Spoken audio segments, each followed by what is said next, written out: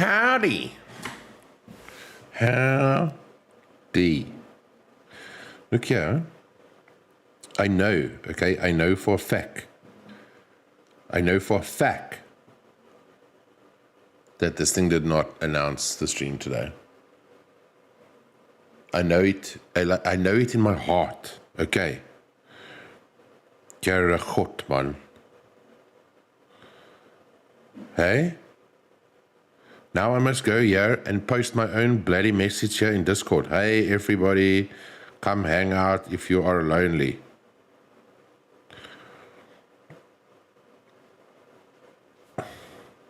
Hey? No, man.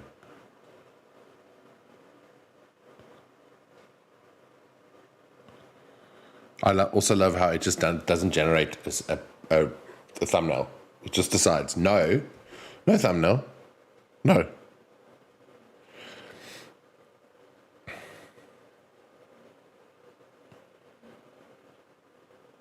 Hey? Just cuckoos, cocoa bananas. Welcome. It's Sunday. It's raining here.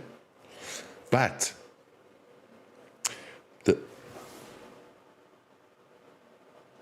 why is this fart light not on?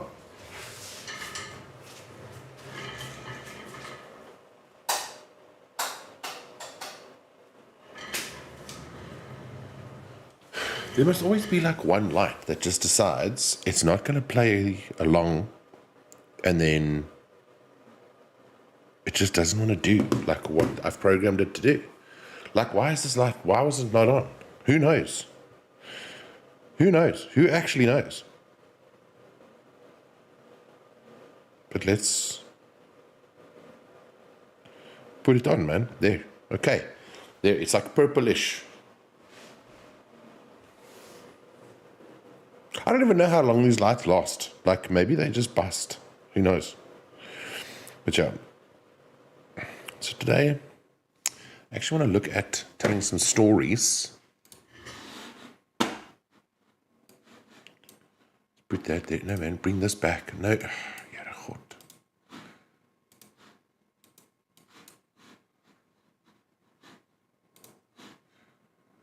I love how if you like bring up a window, then it's just like why can't they just cascade the windows nicely?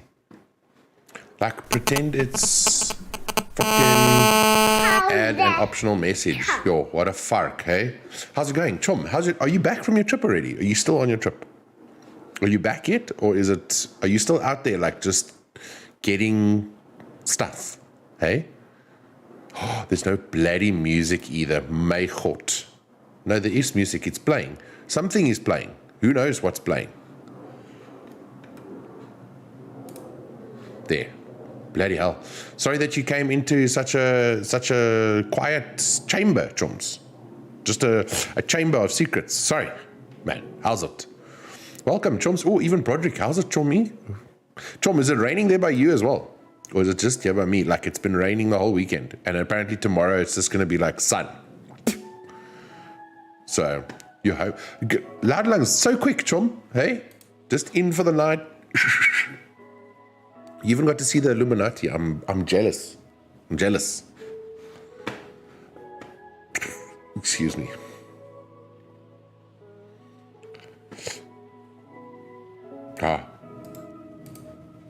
Yo, I got stories for later. May God.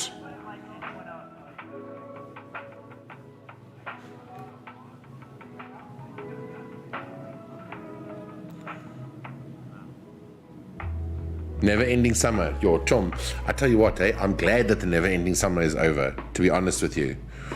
It was like 30 degrees for like 2 months here. Just straight down the line. Crazy.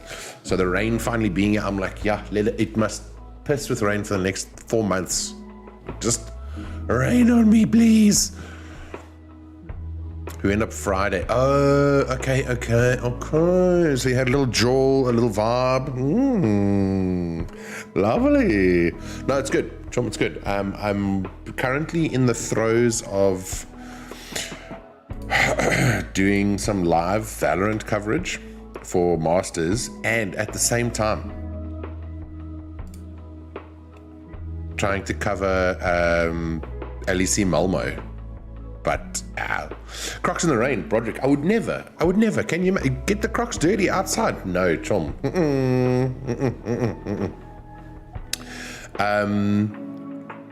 Crocs are for inside. Like, there are certain pairs of Crocs I'll wear outside. Like these dusty ass grey ones. Right? This pair I'll take outside. Yeah. Malmo has just gone live now. Like, when I went live, they went live. It's Rogue versus G2. It's going to be ridiculous. And Valorant is like, it's FPX and Leviathan and then Gore-Tex Crocs. They do have Gore-Tex Crocs, Tom. They do, my brother. They do have a Gore-Tex Croc. Do I own them? No. Would I like to own them? Yes. I'd like to own all of them. They must just send me the whole set. The new set that's out with the colors. Because they've got like orange. It's not like stop sign orange. It's like almost like a pastel peachy orangey color. It's quite nice. It's quite like, let me just check here. Crocs.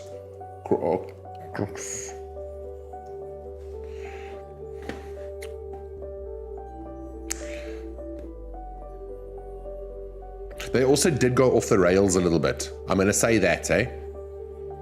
They veered. They lost their shit somewhere. Like, you know, like in 2019, 2020, they didn't know what was going on. Then in 2021, they were like, just give all the influencers all the Crocs. And then in 2022, they had a wobble at the start of the year where they like started creating stuff that was weird, but not cool weird, like just cuck weird.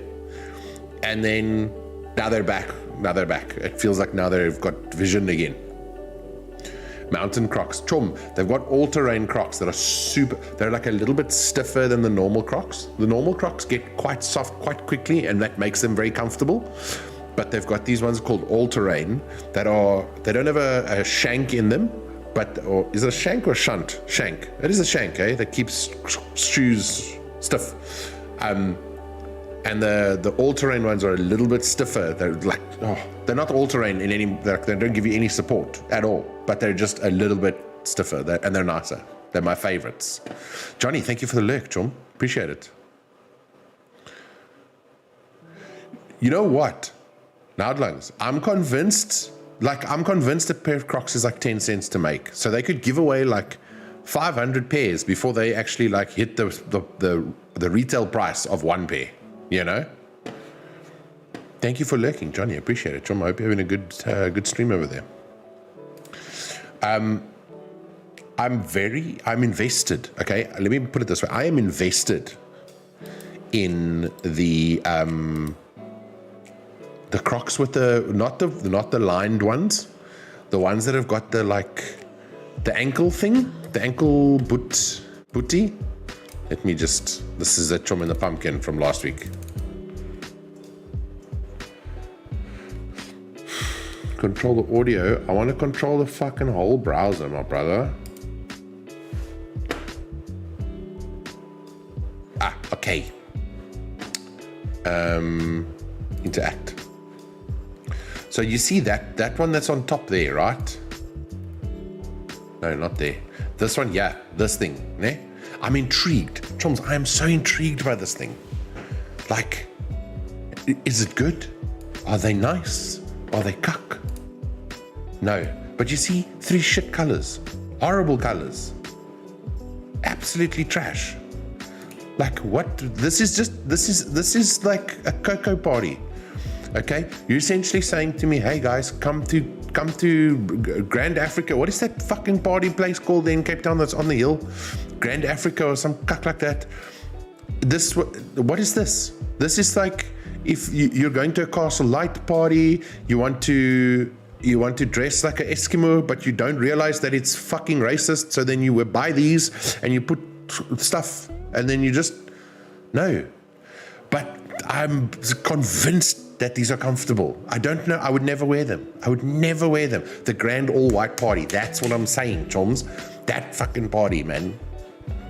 Classic clogs are cute. Weren't they like $550 in 2021? Where's the new? What the fuck is this?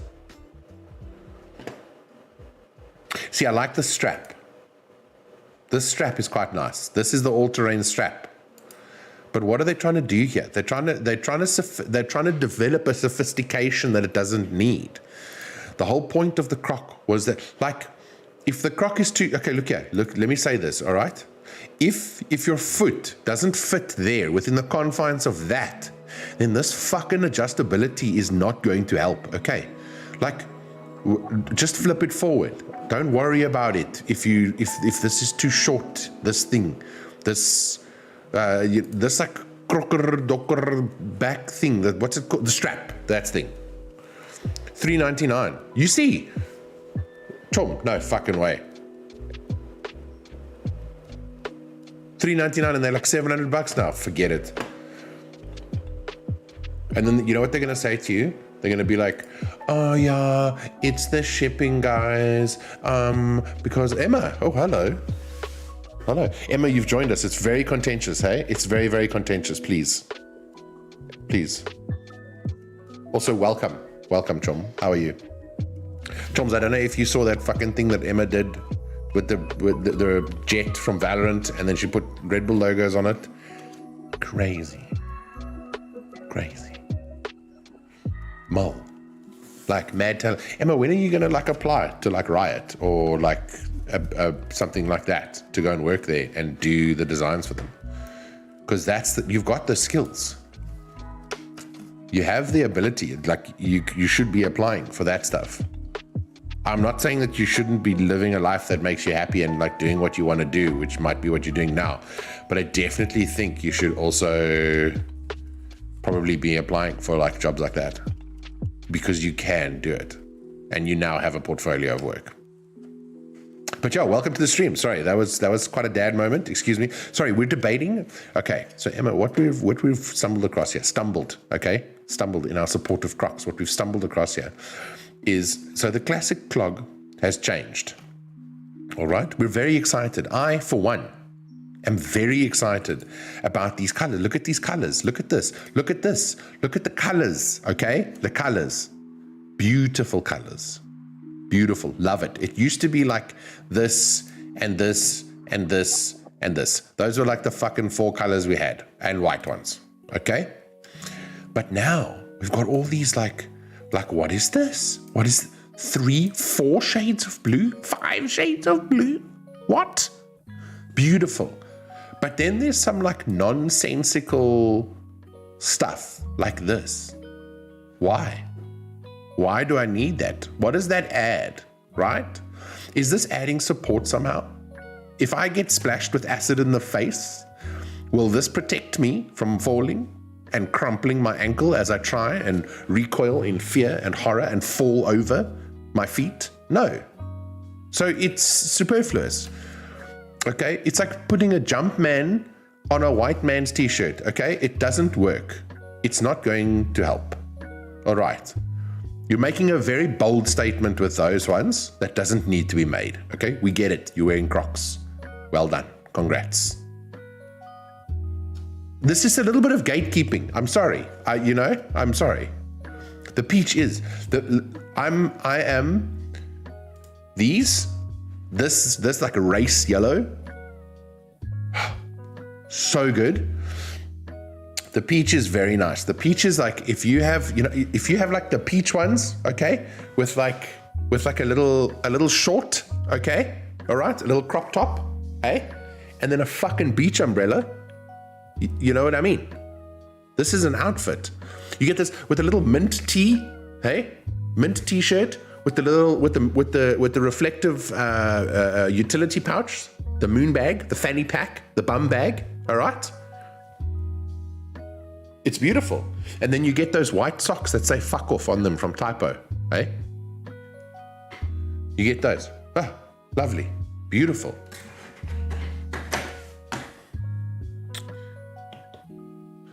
Good job.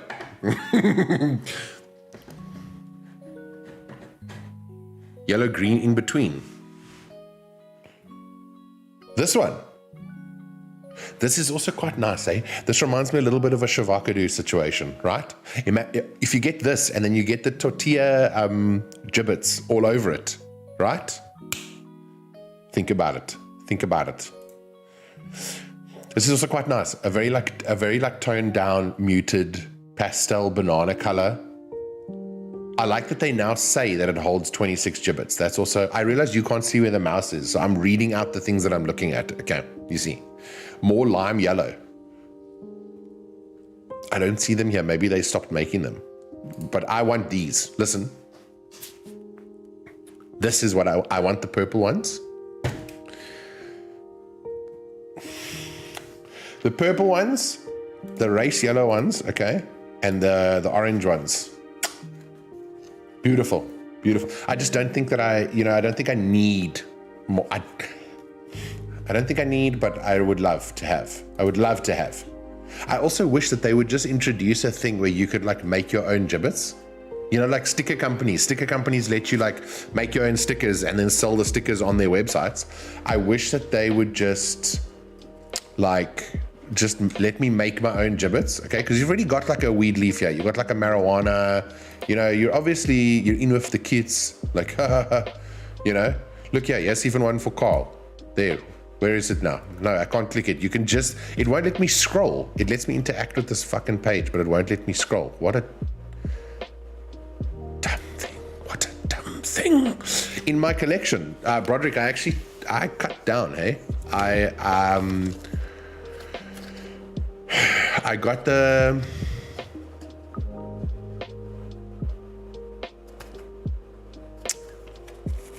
I gave away a bunch. Like I gave away my Bieber pair because they didn't fit properly.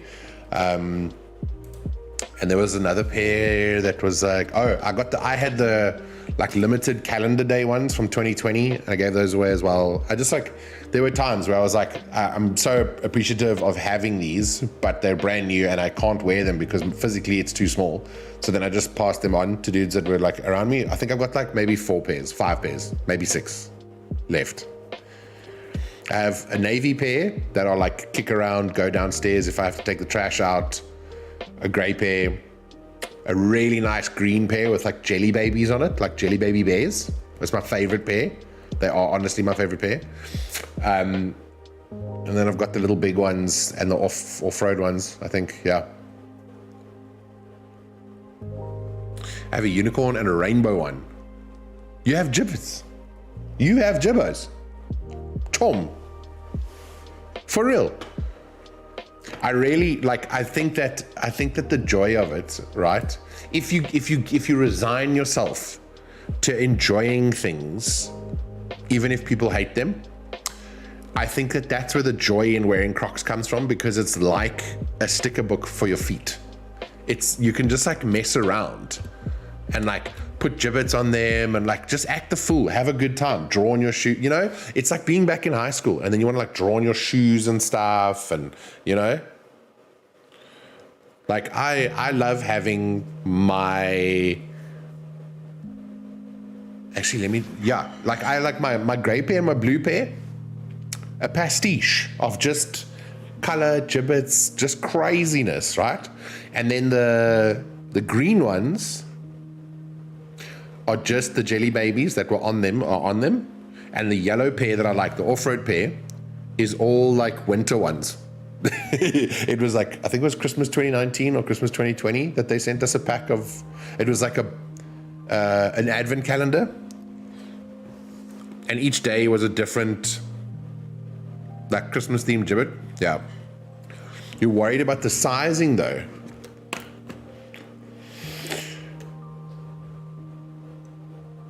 What if, so Emma, what if you go to the store and try on a pair, okay? Because I'll tell you this, the stock standard ones, once you know your size for the stock ones, you'll know your size forever. It's the special edition ones that for some reason are fucking resized. So like, I bought my Justin Bieber ones in the same size that I'm wearing right now, and they're too small. How? They were stock standard Crocs, just in lilac. You know?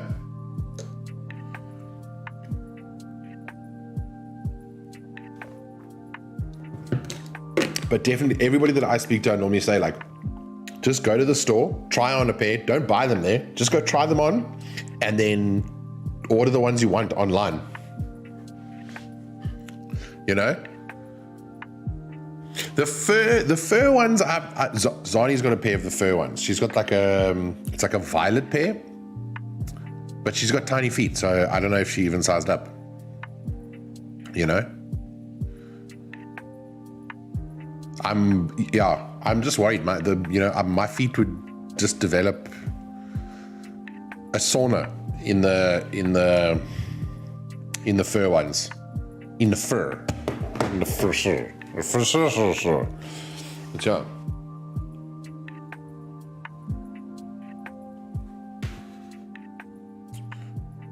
I actually want to make, you know what? I want to make this browser thing so much bigger.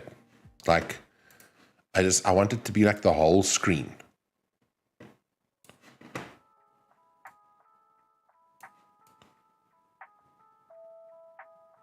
But I know that I'm going to regret this. Like once we get, like once I can see we're going to be like reviewing something, and then this is going to be in the way. But I'm going to leave it like this for now. I like that. I like that a lot. Fur is a winter only feet treat. A feet treat. Just duplicate the scene. I could do that, but I'm just, you know, I'll just move the browser when I get tired of it, because then it's something to actually do on stream as well. Then I get Timmy to tell me that it's terrible. Joking, it's not terrible. It's not terrible. Actually, let me just check here. I want to show you this thing that Emma did. I realized that I was just like, have you seen what Emma did? And then didn't actually tell anybody. So let's go get the...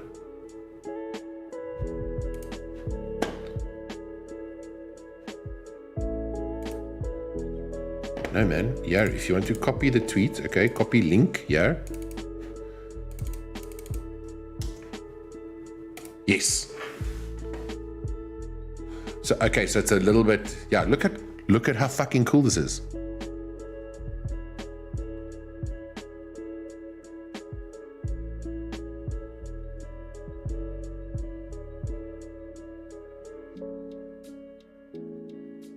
Bro, what? And then where's that? There was another one. Also this. Emma, I really just, why are you not like...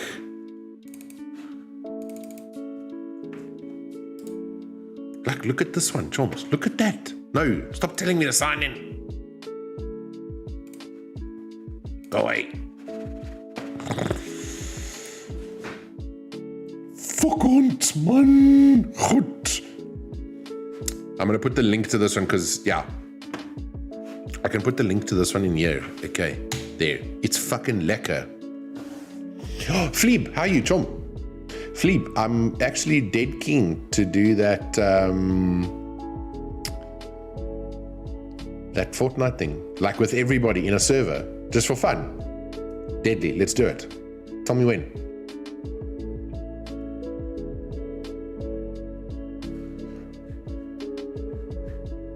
Then we somewhere just go.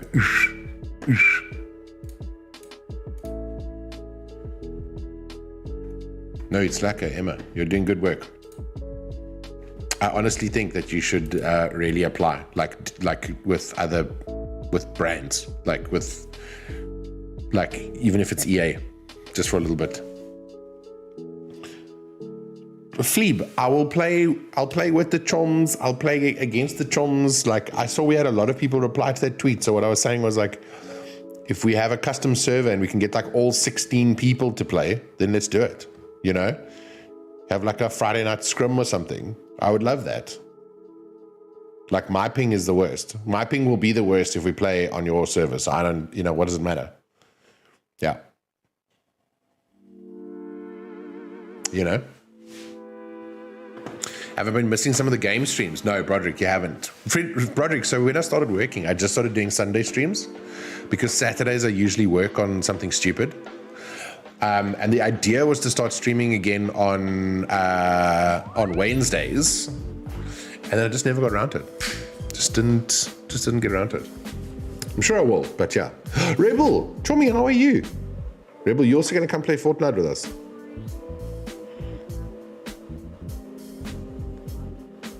Flebo, it was that tweet where you, me, and Flippin' Fox and Hound and Samwise and everybody replied. Like there were literally like 10 people that replied to that tweet saying they wanted to play with us. Esports content is okay. That's good. That's really good. Yeah, we can chat offline. I think you get headed in the right direction. You really are, especially if you want to stay in esports the way that you are and do that kind of stuff. Approach the orgs you like literally just go. Like I would personally G2, obviously. That's my first choice. Why G2? I don't know. Big 100 Thieves fan. Yeah. But G2, I would probably go to them and just be like, hey, listen, I can make these things, but they work really hard, hey? They are very hectic. But yeah, always open, always keen to chat, always keen to have a convo. Yeah. Choms, did anybody, listen, a little bit off topic, but still like on the topic of discussion, did anybody watch the F1 today? Because what a disappointing situation, man. Like, Ricardo can't stop smiling, crashes his car. What? Engine trouble. Why are you smiling? I'm so sad, mate.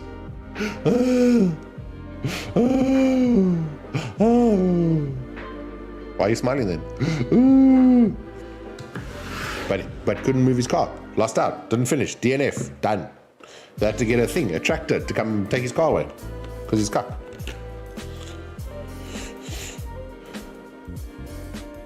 Ooh, TSM, hello. Also, Sentinels, not a bad place to start, eh? Imagine Emma at one of the orgs. Bro, if Emma the Tom Emma just keeps doing the work that she's doing, the orgs are going to be coming to her. That's not going to be the other way around. You know what I mean?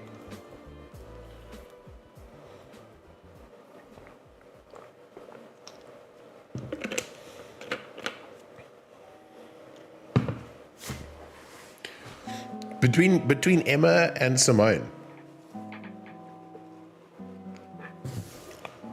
we're covered. Like South Africa has just got the best representation.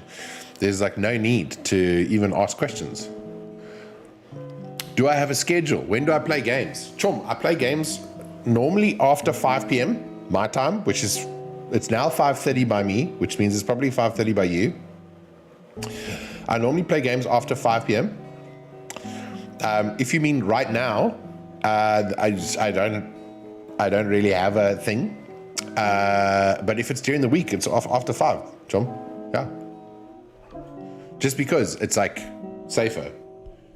Me not having moved, but having gotten an award progress for activity. What? For standing. 7 workout week. No, man. You're lying. I've been sitting still the whole time. No, it's full cuck. But I figured that would be cool, man. Just to like, even if it's like a Tuesday night. Like we take a Tuesday night and then we just like, okay, all the South Africans, let's go. Hoi. And then nobody will join. It'll be 2 of us in a fucking lobby. Yeah, dude, please, by all means, DM me. Let me know. Just tune me.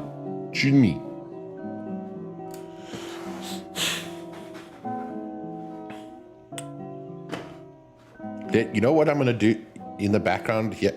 Is the browser doesn't have sound. Good.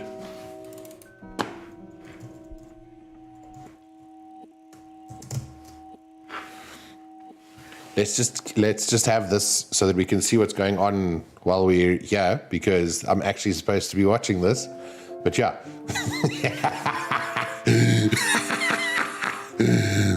Yeah, look, Fleeb, you know what? You know, we'll get everybody to reply, okay, and then we'll all pitch up, and then it'll be two of us in a map by ourselves, and then we must go kill each other, just the two of us. Ne? Did I play Shatterline? No, not yet. I've been watching the Shatterline gameplay, and I am enamored with that game. Absolutely enamored. Is it okay? I've got to ask this: is it possible to play Shatterline with a controller?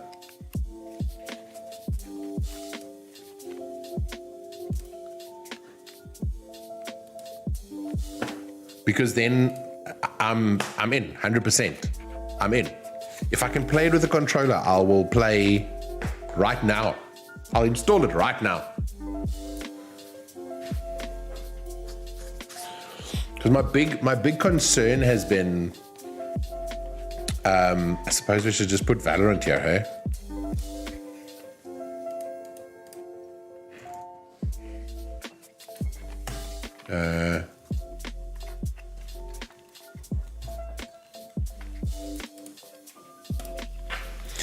Yeah, my big concern has been like, obviously I've like just come back.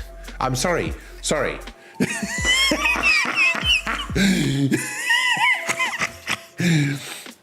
Emma, I've literally played like 2 rounds of Fortnite with a mouse and key. I haven't played with a mouse and keyboard since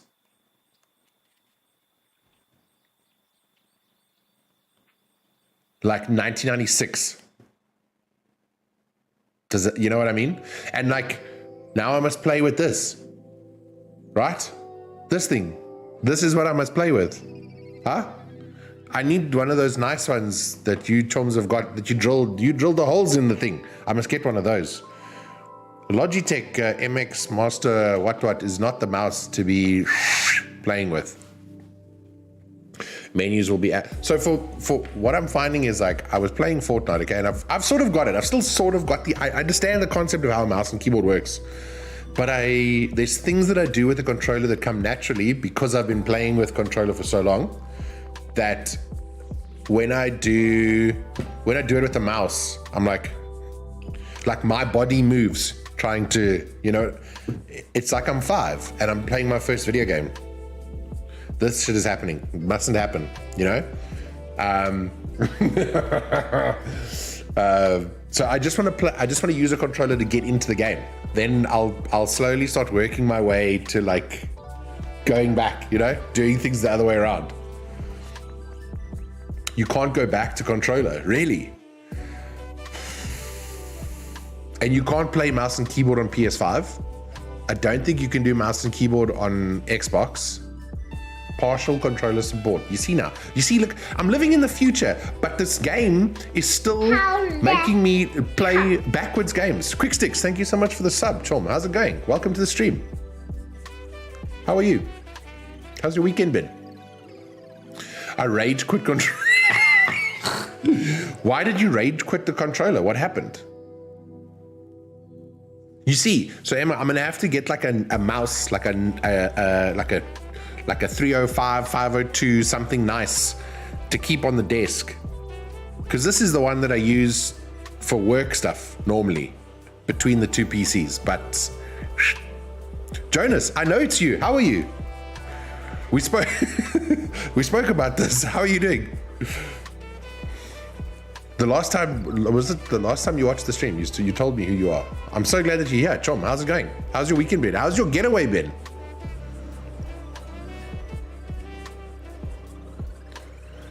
The connection between my thumbs is just not there. So you see, okay, so your disconnect for controller with the thumbs is my disconnect with this one hand being both thumbs.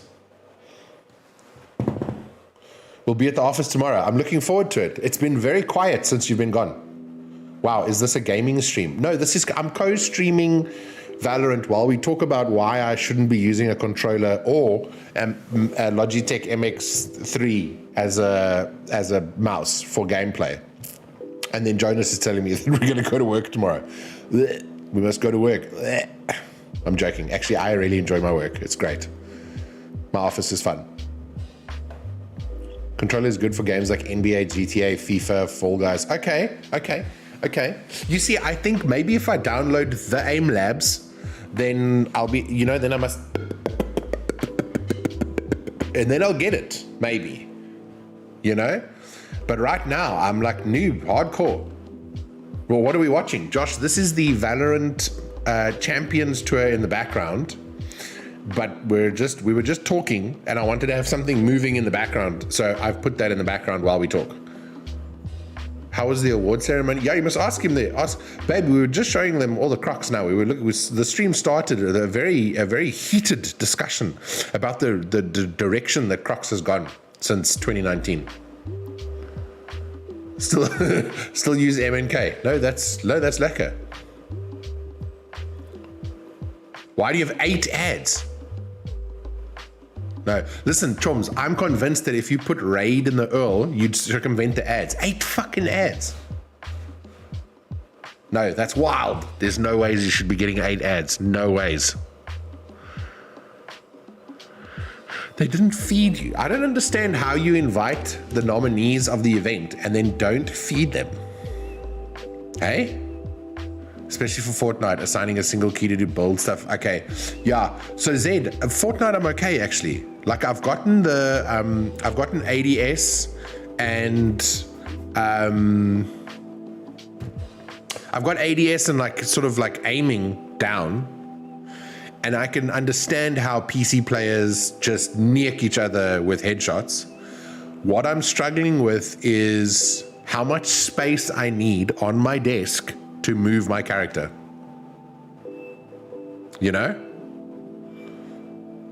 Emma, I'm very grateful that you survived. Thank you so much for living through the experience.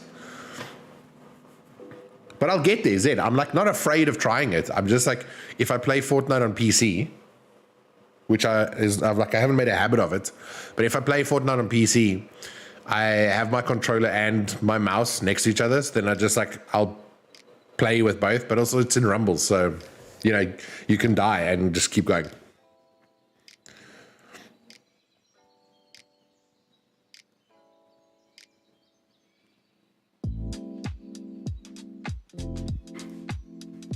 It's in the pipes. Are you saying that your water is in the pipes? Like, that's where it should be. Imagine if it wasn't there,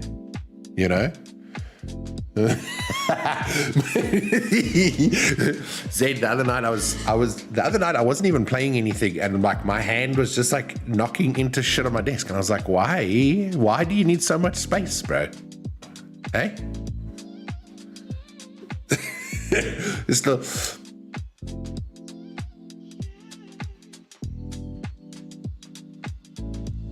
Okay, so here's my other question,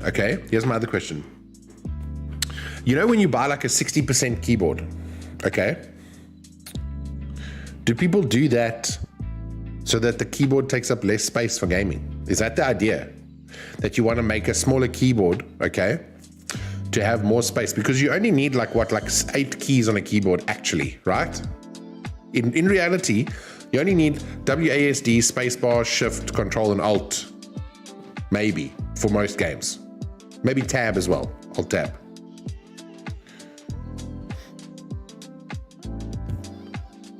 Oh, yeah, Loudlang, sorry. I did, yeah. Look. Faux pas on my part. Yes, I'm actually glad that you have water, so. Water that's inside the pipe, yes. Sorry, not water that's all over your road and backyard and lounge.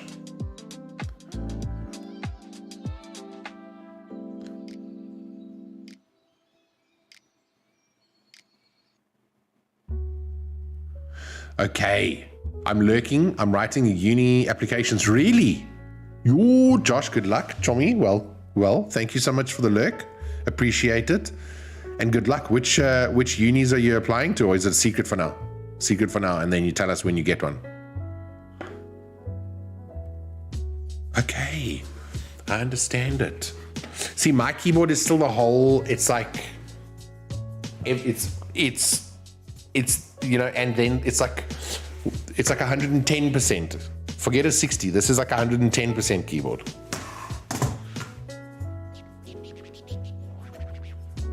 Yeah, that's the thing. That's the fucking thing. Is like, I'm not averse, okay, to having stuff for when you want to play.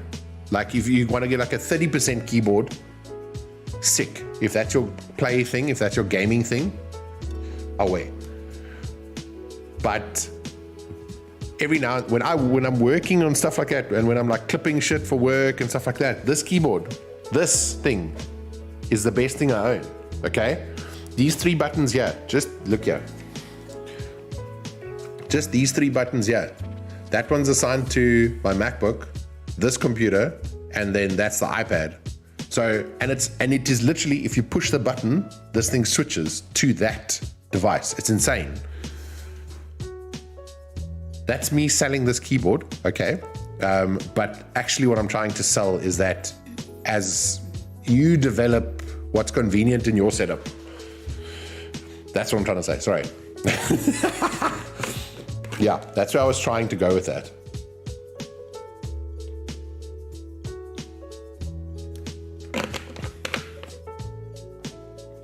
Dude, so good. So good. And they've just released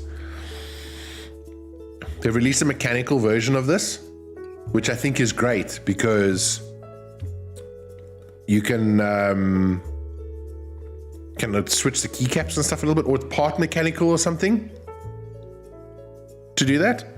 But yeah, and I wanted this because it also had a number pad, which is like the Mac one that I use at work is just not. My Mac one at work, the butterfly mechanism is already jammed on some of the keys.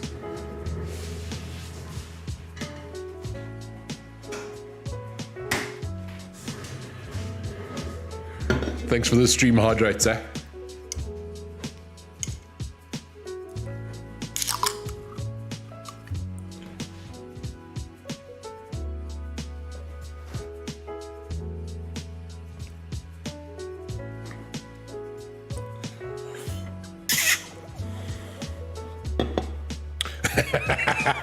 You're worried about how much you want to spend on a USB-C full-size keyboard.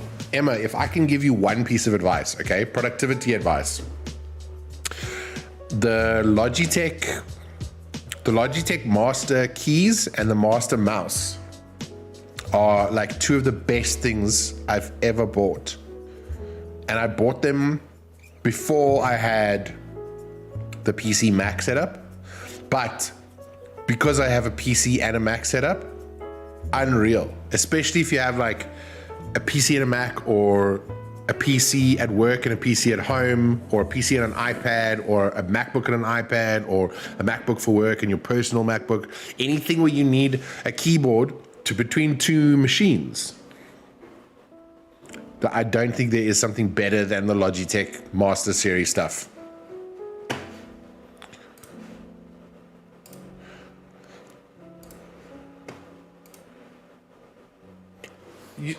Emma's got like this much space on her desk. Choms?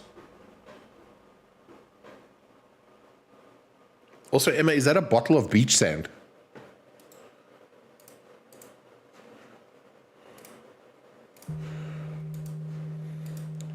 Did you steal sand from the beach? Do you know that's illegal, hey? How's it, Maddie? How are you? No, I'm not playing Valorant. We're co-streaming Valorant while we talk about things in life. We're busy talking about mouse and keyboard things.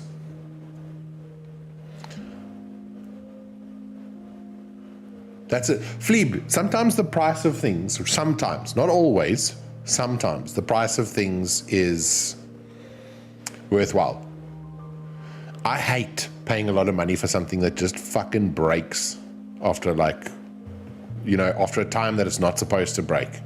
Matt, we're busy talking about how this keyboard is probably like 110%, or the 5110, as Zed says, the 5110 of keyboards. But I was saying how great it is for productivity. Like if you want to switch between stuff and type, it's unreal. But Emma and Fleeb are trying to convince me to get a 60% keyboard to play, what's that game? Smash Potato Chips. What's the game called? Fuck. Splinter Smash.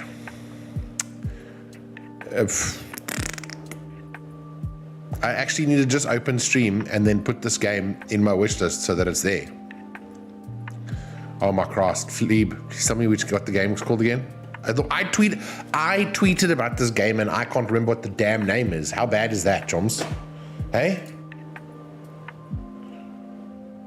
Not saying I was the first one to tweet. I'm just saying I tweeted about the game but can't remember.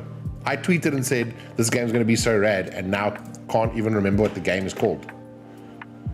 No, just open Steam, Chom. Don't.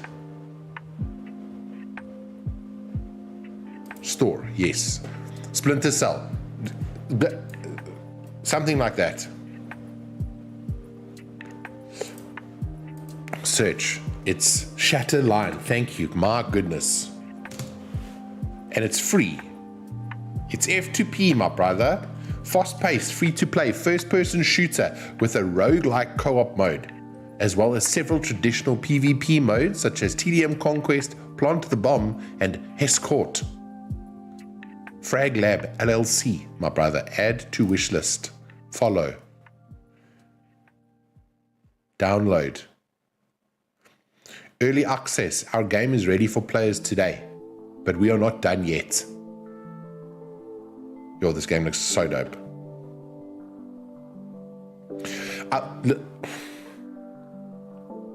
You know, I could play this game, but then I'm give away how bad I am at mouse and keyboard things.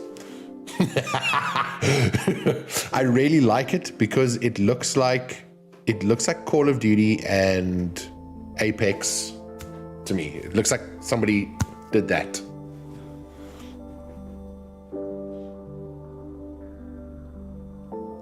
Zaid, you see, I understand what you're saying. What I was saying was that, like, I know that it is excessive. Like, it's insanely excessive, okay?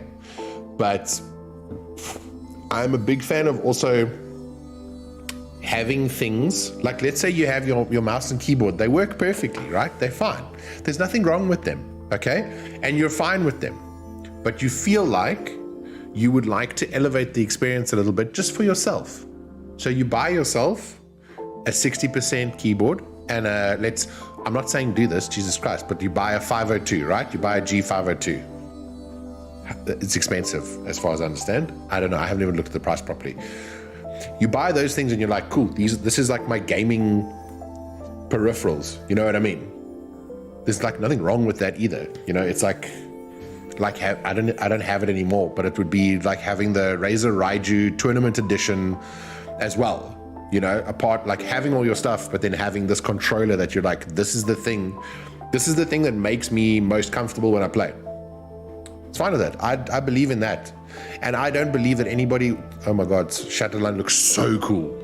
Yeah, I don't believe in anybody. Nobody must tell you otherwise. Nobody must tell you how your setup must work. Nobody must tell you you must use two keyboards if you only want to use one either. You know what I mean? Listen, Fleeb, I mean, like, the fact that this game is still in alpha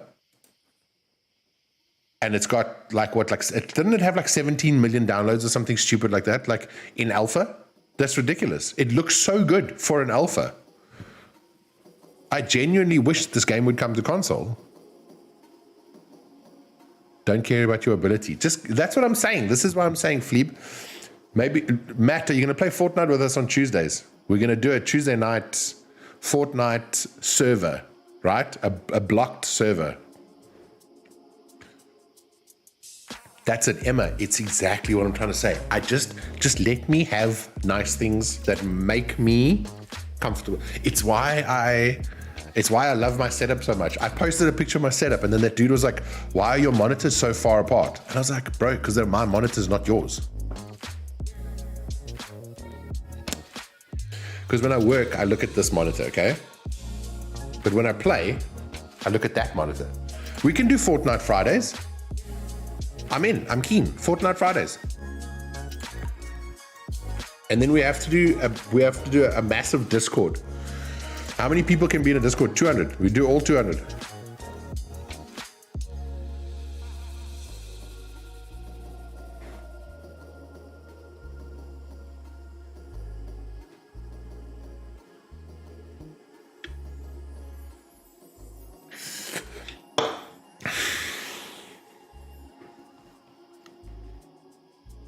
And that's why my monitors feel like they're on other sides of the world.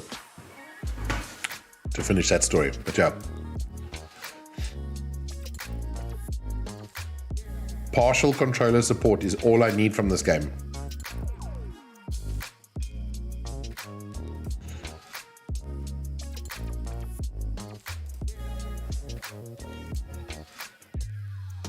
So, add it to library.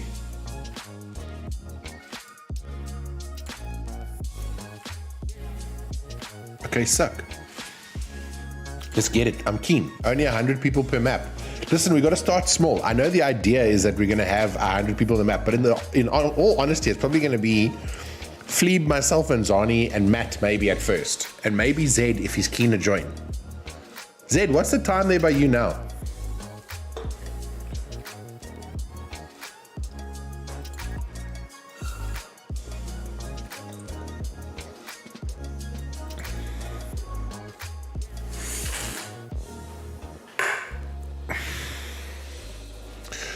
So Matt, these aren't the finals.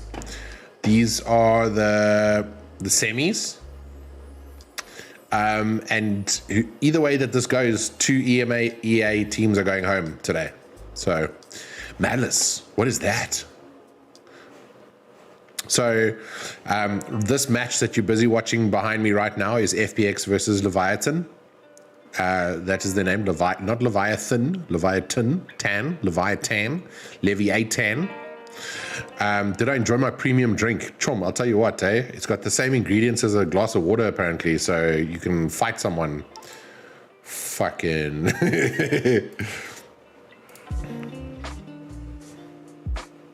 Okay, there we go. FPX is weird because FPX is actually a Chinese team, so I don't know how they got classified as EMEA, but I know that Riot is changing their classifications of where teams come from for this. Browser. There is browser noise, but I've turned it down on purpose. Like there'll be other people casting and making a hard noise there if I turn it on now. Oh, Malice Wonderland. Yes, Chum. So we must take that thread and get all those people involved. I'm keen. Okay. That'll be dope. I'm someone gonna write in my diary, bro. What's happening this Friday? Is something happening this Friday? Because next Friday I'm not here. It's Francois' birthday on Friday. That's what it is.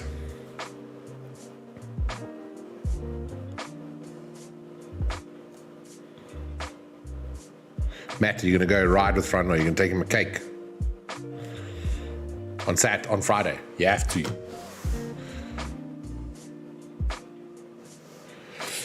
So I think so. Like it's weird to me though because like Liquid was started in the Netherlands, but aren't they? And they're still classed as EMEA, but aren't most of their offices in the UK now? Matt, these chums that play this game, forget CS:GO. CS:GO, wild, crazy. This game with the accuracy. Everybody looks like a bot to me when I watch this game because I'm like, you're all lying. You're all playing with aim bots and fucking Cronus Max nonsense in the background. That's what's happening there.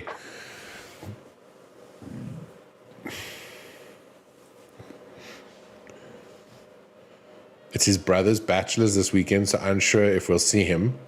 Okay. But it is his birthday on Friday, right? Did I write down the wrong thing? So if I remember correctly, is it Liquid? Oh my God, I might have fucked this up. Liquid started in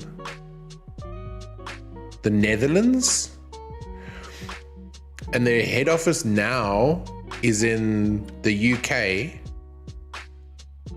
but it's the same thing as G2. G2 is based in Berlin, so they're EMEA, but they also have an office that they've opened in NA. So now you've got G2 NA and G2 EMEA.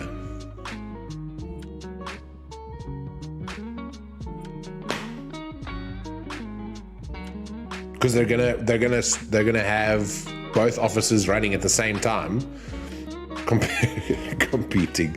Oh my god, competing in events, so they can it's like global Fnatic. Yes, Fnatic is definitely Netherlands and UK. The Fnatic team is definitely run by UK chums, but considered EU. Because the UK just wants its own classification. UK and Sweden, yes. Sorry. I know that the office and the team management is done in the UK for Fnatic. But Fnatic is also like an anomaly to me because they're like one of the few orgs that have such a strong creators network that's publicly accessible. Like anybody can apply to be part of the Fnatic network. But like obviously not everybody's accepted and not everybody joins. And the Fnatic network sort of gives you, 16 September. Isn't that next week? Isn't that Friday, Matt? But the Fnatic network also it gives you that little bit of access, like, oh, I'm officially like part of the stream team, but doesn't make you one of their content, like one of the official content creators that are like team signed, you get paid type of thing. You know what I mean? Yeah. Fnatic for me in that way is like they get it. They understand it. It's just a pity that they keep losing everything. Like I say they lose everything. They're in the semis of champions. So, lower bracket.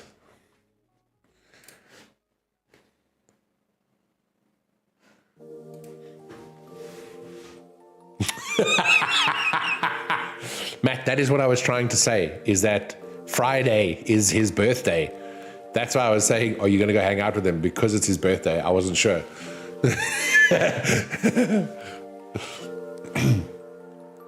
Why has September gone so quickly? September, dude, it felt like the 1st to the 10th of September felt like 6 weeks for me.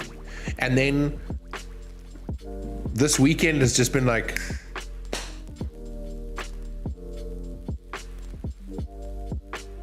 That's it, Emma. That's what I'm trying to say as well, is that Fnatic understood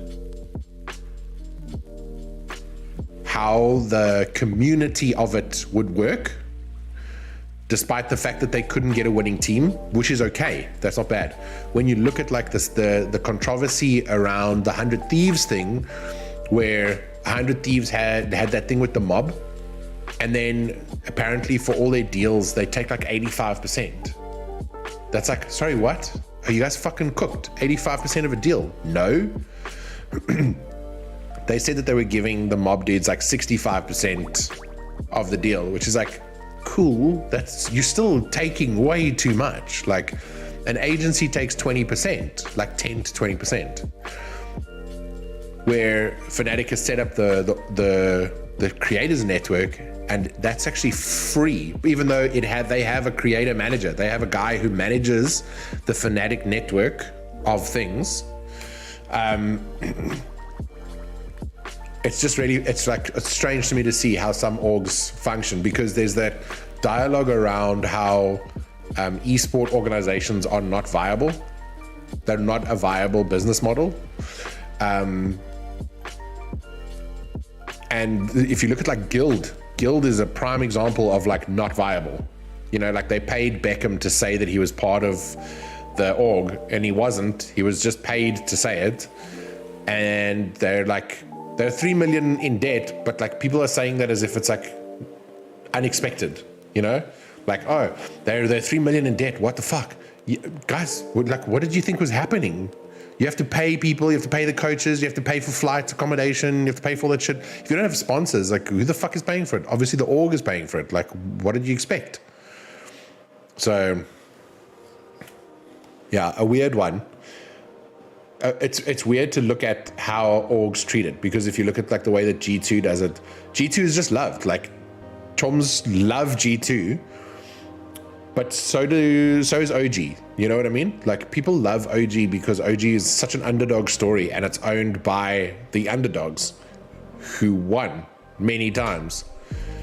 Where G2 is like, Carlos used to play and then started a team, and then it became the team, and now it is a big team, and now it's like a big lifestyle brand that goes with that. And their whole team is like savvy, and they're on the ball, they're on the pulse, they know what they're looking at, they know what they're looking for, they know what they're talking about.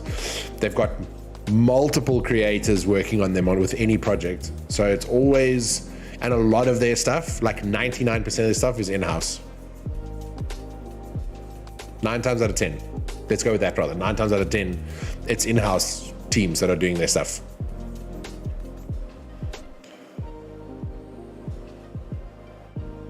Yeah, that's it, Emma. And that's I think that's the thing that, like, if anything, esports has created the model for traditional sports to follow now as well. But it's weird to me how people are treating it like, oh, it's not sustainable. Like, fuck, bro. No esports team is sustainable if you're not, like, actually not a team. Forget sports. Nothing is sustainable if you're not diversifying the offering to bring in more cash. Like, you know, at some point you have to, like, diversify the revenue streams in some way to get some more money in if you want to make bank. That just makes sense. Like, as a freelancer as well, look at that. Like, you're not just going to do one type of job the whole time. You're going to do like multiple different disciplines. So you'll design banners for one thing, you'll design profile pictures, you'll design team pictures. You're not like sticking to, like, oh, all I do is Twitter banners. That's like, I specialize and that's all I do. You know what I mean? It's just all new. Yes, Matt, you are right. It is all new. And I like this, Emma, that you say that creators are the sub.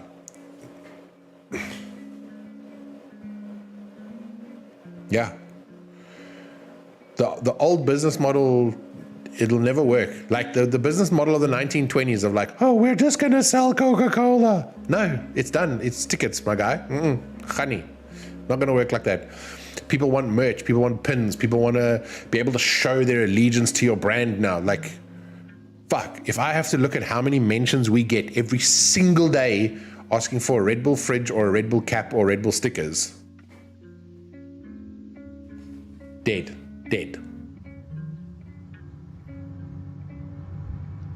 And I like the idea that some orgs are working with the creator sub in mind, you know? Like, they're working with that as a viable part of the network. Like, we need you to help us to leverage the stuff, to, you know, to give it credibility, to make it cool, to speak to people that we don't speak to, because most of the times orgs are speaking corporate language. They're dealing with corporate stuff. So they need someone lower that's on the ground that is a direct contact point for those entry point consumers. Cocaine or meth? I will challenge you on that one even, Matt. You ever met a dealer that says he only sells one drug? Hey, go walk down Long Street. What do they say? What do you want? I got it all. Those dudes are always offering cocaine, meth, and fucking weed at the same time, bro. Even a pharmacy sells more than one drug, you know what I mean? Emma, I tell you what, if you want to come to Austria, you can come collect this one, okay?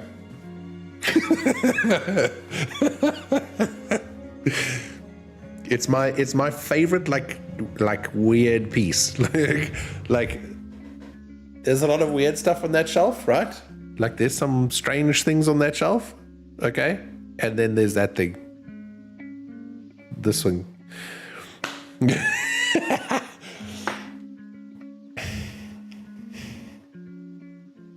Red Bull. We must all just get Red Bull fridges. I want a Chom's fridge. Like, I want a fridge that's got the Chom branding on it. That's what I want. Got a black and white RB fridge in the office. Yo, project. The best one I've seen, the best fridge I've seen is one of the homies I work with. got one like from an event or something like long ago. Thank you for the lurk, Fleeb. Appreciate it, Chum. And it's a flight case, like a proper flight case that opens this way. And it's so good. Back in your bags now. Okay, see you tomorrow. You don't need an online strategy. No, you don't. No, you don't, Matt. No. I just mean like the offering is diverse. So there's never not revenue coming in. Do you know what I mean? So watch me buy my own fridge and stock it. Zed, that's how I feel about there's an Xbox Series X fridge out there that I'm like, yo, I could just buy that and stock it with my own juice, you know? Mine is only filled with chom stickers and kimchi. Love it, Matt. I love it. We must just, this is just a fridge with a custom door. We can make chom fridges. I'll find out how. But you know what's my only issue with that Series X fridge, Z, is that it's, I wish it was colder.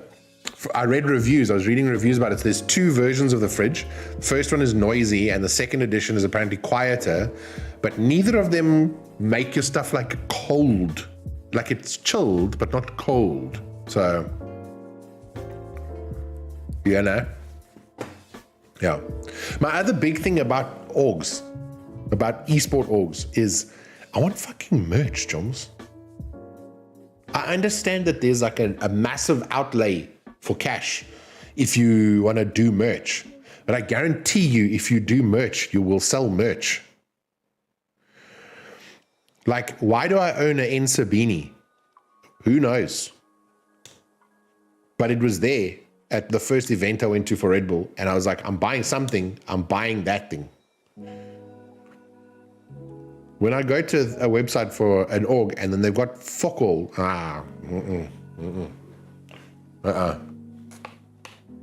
or they've got t-shirts and it's extra small, small, medium, large. What? And then?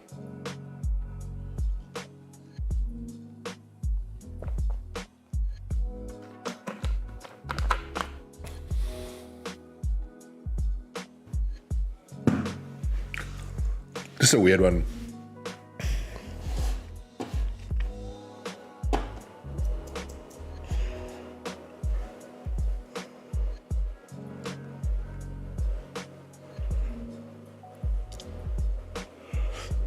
Look, I can't tell you who's going to win this match, okay? But I think FPX is going to take this round, considering that they are 13-6 up in the other match, as far as I could see. Yo, Emma, the tragedy of the offering is like, it's like they hire graphic designers and 3D modelers and shit to do everything else. And then when you're like, guys, can we have a t-shirt? Then they're like, how? How do we do t-shirts? Just make fucking t-shirts, guys.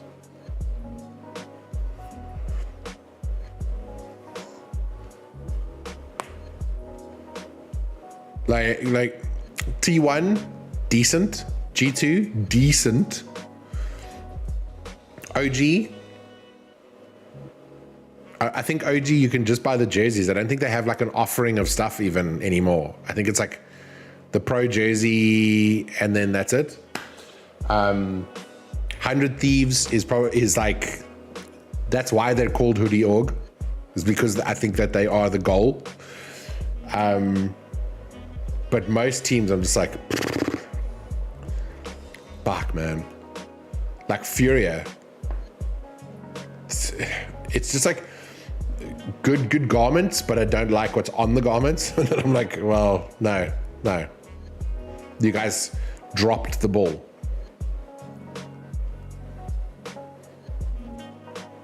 Yeah, FBX won there, eh? 13-11.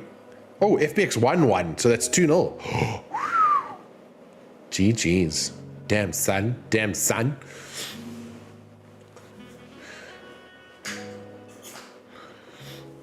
But it's, I think also that like a lot of orgs go into it not having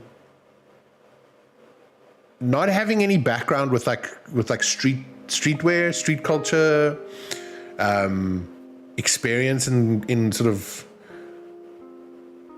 branding and selling merch that's branded,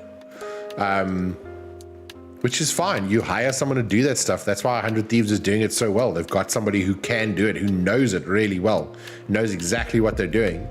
It's also funny to me to see how they all sort of like hit similar themes when they release stuff. Like Optic released the tennis set, like all the tennis themed clothing, and then at the same time 100 Thieves was releasing all the golf branded clothing, like the golf themed stuff, the golf shirts and that kind of thing. I was like, as like your summer ranges are kind of strange but very cool. I get it. It's like very quirky to see how they like line up sometimes. Yeah, as long as the quality is okay, people will buy it if it looks cool. And that's the thing, like the 100 Thieves hoodie is like the best hoodie I've ever bought. Super thick, super good quality, great embroidery. Love it. Love it. But like, look at the, it's a contentious one, because if you look at the original OG esports, no, original G2 esports hoodie, it's a blank hoodie. And all it says is G2 Esports, but not even in the G2 Esports font.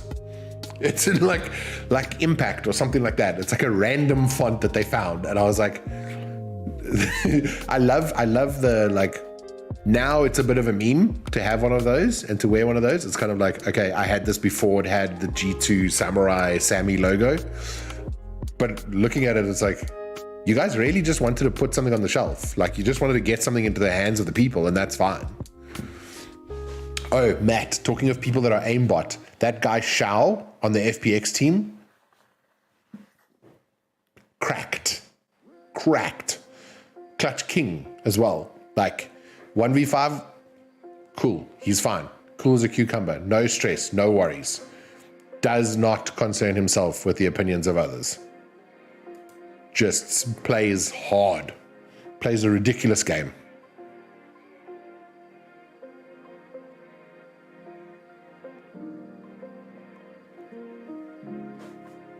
And that's also actually, Emma, that's where Nibble's gotten it right. Nibble makes really cool merch. Nibble and ACGL hoodies, they actually look really cool.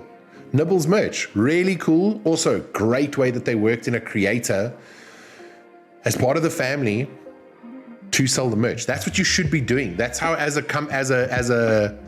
company, you should be looking at. Oh, stream broke. It's a kid called Shao, FPX Shao. He's cracked, like ridiculous. I think we've got some of his clips. Yeah, I've got one of the clips from his previous matches that I'll post for you. Let me just see if I can find it quickly.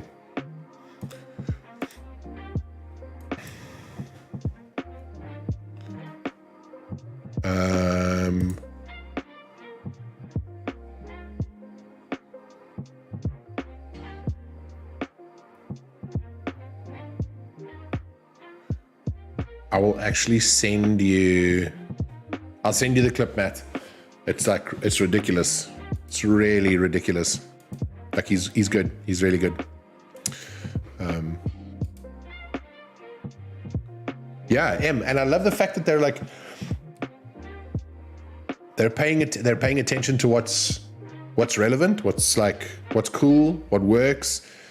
They're like it feel from outside, okay? From outside the org, looking at it, it looks like they're paying attention to what's going on, and they're paying attention to what's cool and what people want.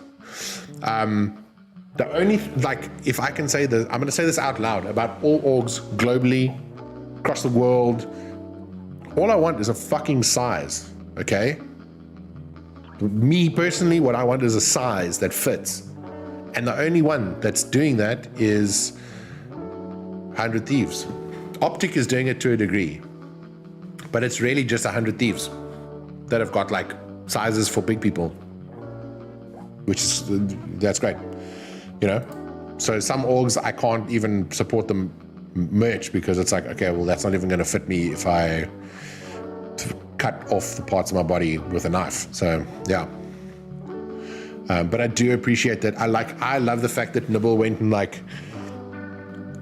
took a creator and they were like, you can draw, you're part of the family, draw us some merch, draw our merch for us, draw our next set of merch. And that was like sick. That's going to be the merch line, you know, that's going to be the whole summer line. Sick. And then turned it into like, this is a lookbook, this is you know, make it like a kith thing. That's so cool.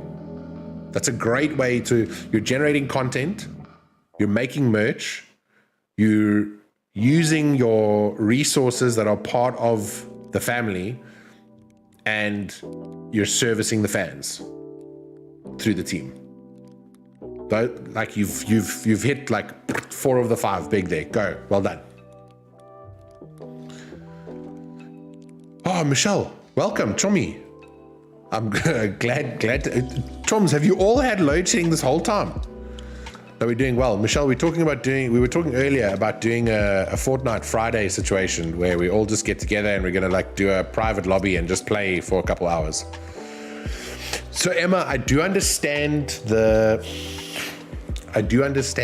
clothing sizing issue. If you order small and medium get cut out of the same cloth, and large and extra large get cut out of the same cloth or something, but once you go bigger than that, then those get cut out of their own cloths respectively. So you'd find that like quantities of small, medium and large and extra large would be plentiful, but because it technically costs more to do 2XL, 3XL, 4XL, 5XL, because of that you end up with smaller runs. Like if you had to put them at the same price, at the same cost point, you'd end up with a smaller run for much bigger sizes, which is also like, cool, okay, I understand that. I'll pay you though, I'll pay you extra. Some of the clothing brands that I bought, they do that. They're like, oh, if you want something bigger than XL, then we like tack on $5, you know? Yours is a 10. Ah, sorry, Choms. Fuck. Haven't played Fortnite this much in the new season. Yeah, I've enjoyed the season. Like I've loved it, especially this like the last couple of weeks with them unvaulting all that stuff. Very cool. Very glad to see that they've like brought back weapons that we didn't have and that kind of thing. It's like, it's really nice to see. It's also just fun to play, even when you're like finished, you know, when you're like done with everything and then there's more stuff to do. I like that they do that. It's one of the few games that gives us more than enough XP to keep us playing, which is good.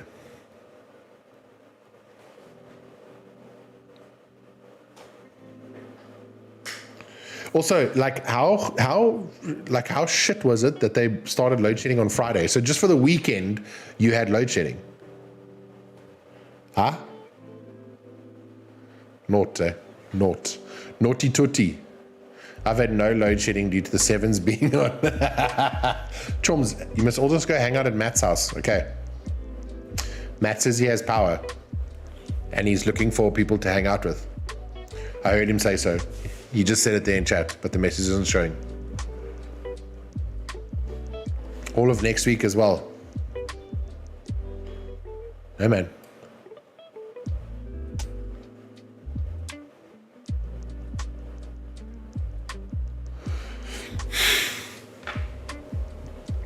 It's difficult to explain. Like I had someone at work ask me like, oh, what's happening with load shedding in South Africa? And I was like, well, it's still a fucking thing.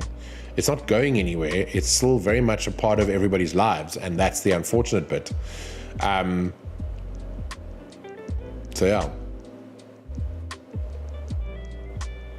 Just having to tell the guys at work, like, yo, sometimes South Africa doesn't have power. And you just, you know, that's like that's, sorry, there's no power, soz. Like, how did they host a whole Valorant tournament this weekend if there's no power? Did they just they must have generators and stuff, obviously, but like, shit. Damn, son.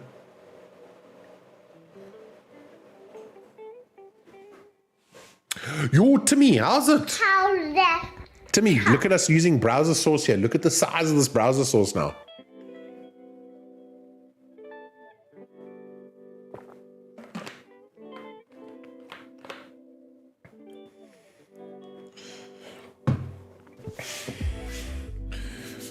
I've had to explain load shedding so many times.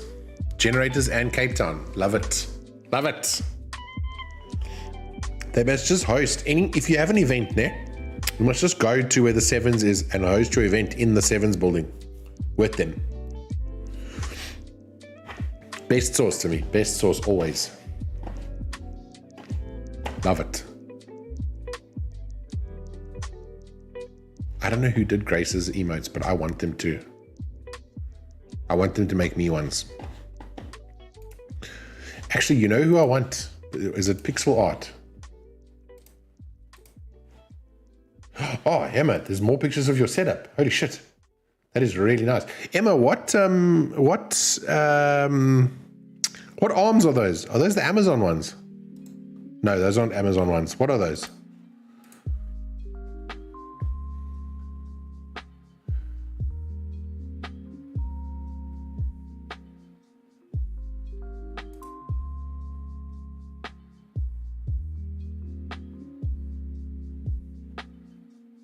Yo, they look so nice, John.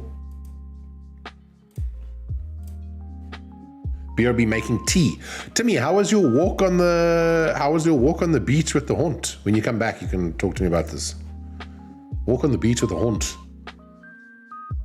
Ah, okay. I've realized that for the most part you don't have to spend a lot of money on your monitor arms, depending on how you intend to put your monitors. Like the Amazon ones, I think they're like 70 euros, which is a decent amount of rands. But when you compare that, like they're 70 euros and like the good monitor arms are like 350 euros. The Amazon ones are quite good. I've got the Ergotron ones. I geeked out about them for like 2 years before I bought them. Love it. Love them, love them. As long as it holds your monitor up, really, at the end of the day, like, what does it matter? What I'm finding is a hassle, though, is that my monitor arms, so they've got cable raceways, but the cable raceways aren't very deep. So if you put more than like 3 cables into that raceway, the raceway doesn't, like, I've had to take the clip off. This is the bottom that's supposed to like hold all the cables in, right? And I took it off because it doesn't fit anymore. So now it's literally just, it's a Velcro cable tie holding everything into the raceways. It doesn't look bad. It doesn't look like shit. It's just, how did we get here? You know?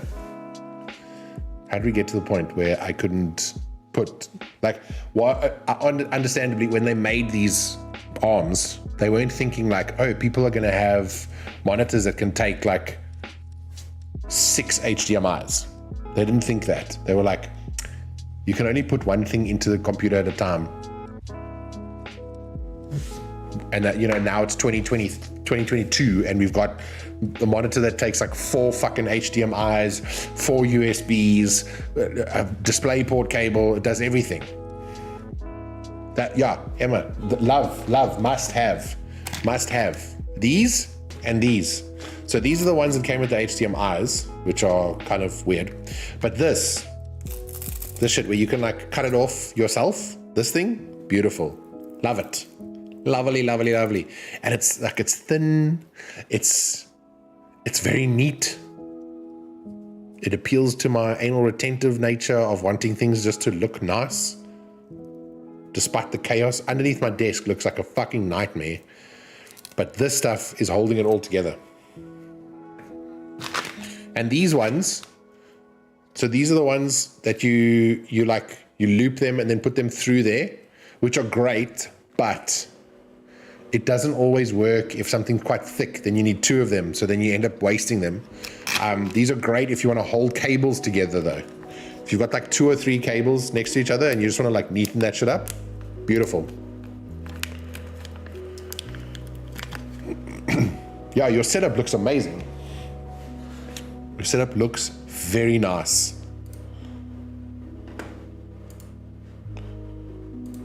Like I didn't even realize it at the time, but it doesn't even look like there's anything out of place in your setup. That's so good.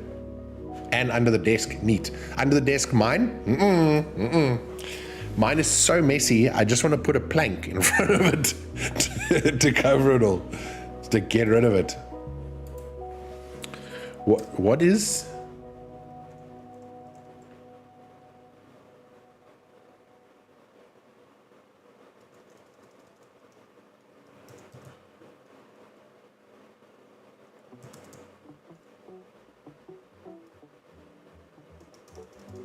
There was a Chummy 321 back in the room. Welcome back, Timmy. Nice to see you, Chummy. How was your walk on the beach with the dogs?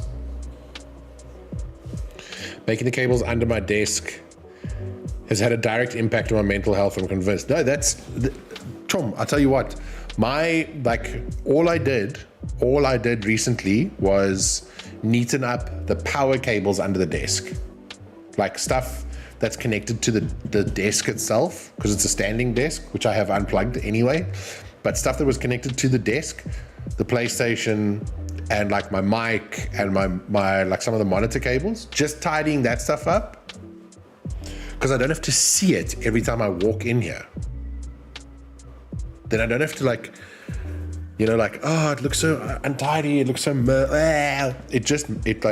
cool.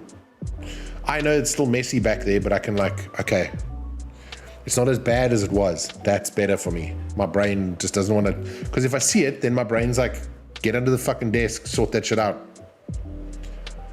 What is OBS 28? Josh, OBS 28 is the new edition of OBS. It's the most updated one as of about 2 weeks ago. The problem being though, OBS 28 didn't work with a lot of plugins and was crashing quite a bit. As of today, OBS 28.1 I think is out. But I'm still not convinced that it's the one, so I'm not going to install it just yet. I will wait. The only person I trust is like Zed. So if Zed said there's a fine, then I'll do it.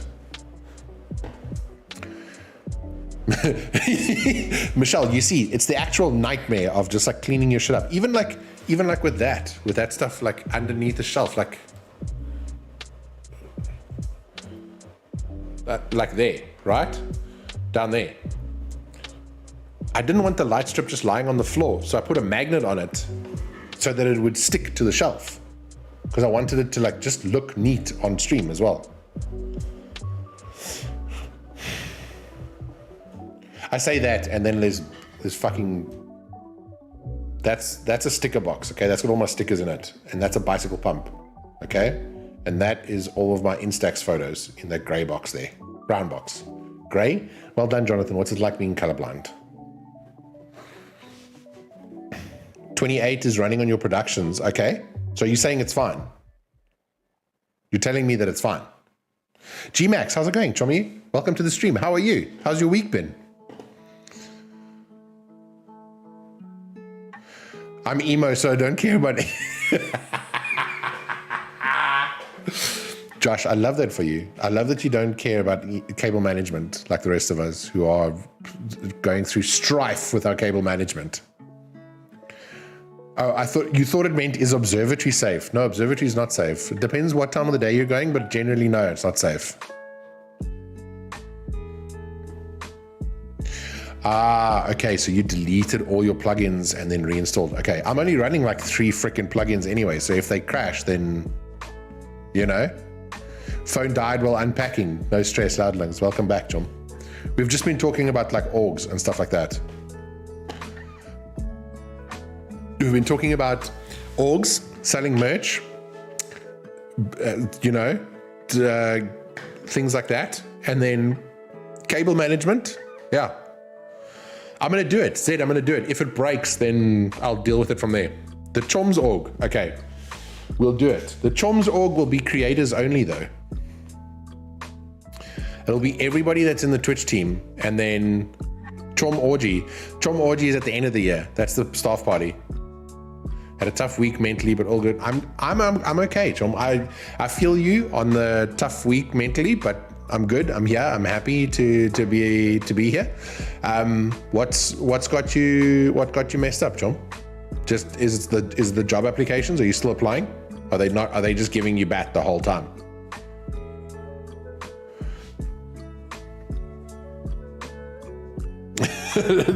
Down for an orgy. I'm down for like mashed potatoes, something like that. You know?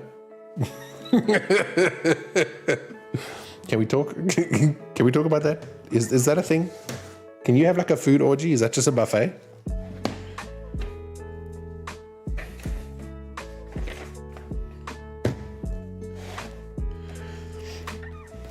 You know?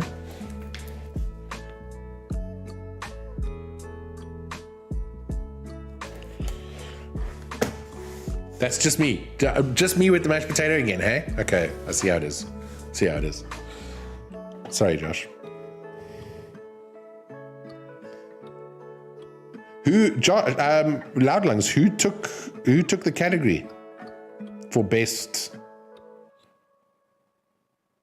beauty? Who chowed?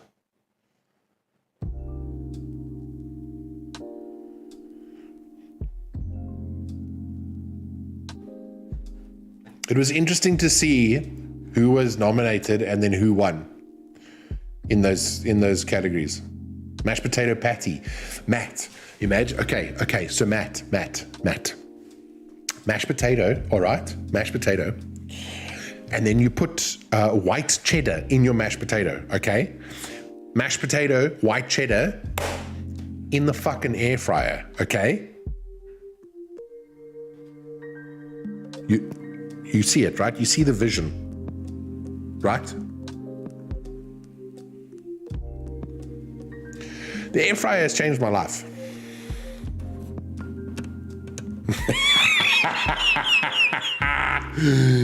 Wow. Hey, Loudlungs. It's okay. No, it's okay. Don't even worry about it. I know some people that want that Parmesan. Chum, for what? What if you put Parmesan on the outside, okay? Because then when the warm air, it browns the Parmesan, okay? And creates a crusty layer, okay?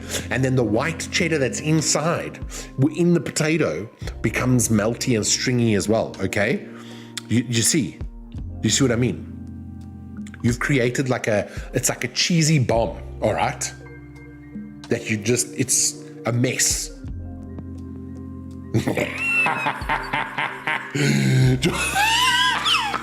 Josh,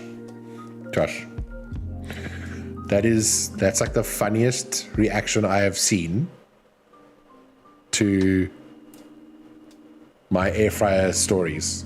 Okay, that is quite possibly the funniest comment I've seen about this air fryer thing.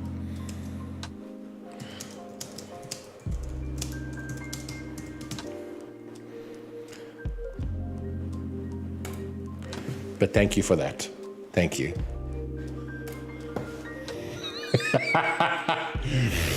Yeah. Oh, dude. So, Maddie, what you're talking about, let's actually go find it. Let's go find it so that we can show it off, right? Because this is not, the Queen died when? When did the Queen die? The Queen who? The Queen of what?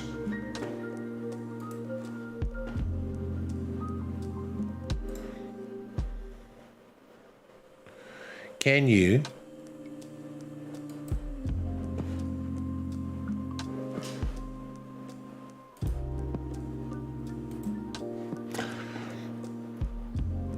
Okay, so this one.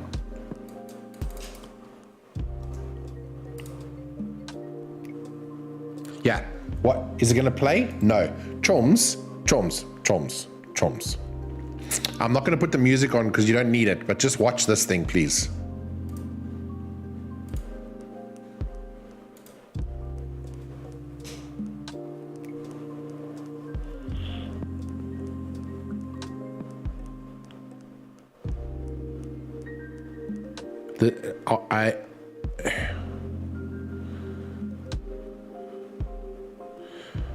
Like, it's It's here. It's here. Yeah. Huh? Hello?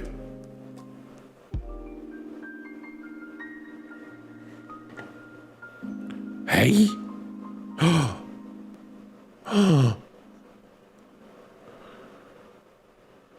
Oh my god. Oh my god. Kijk. Kijk daar. Kijk vir dit.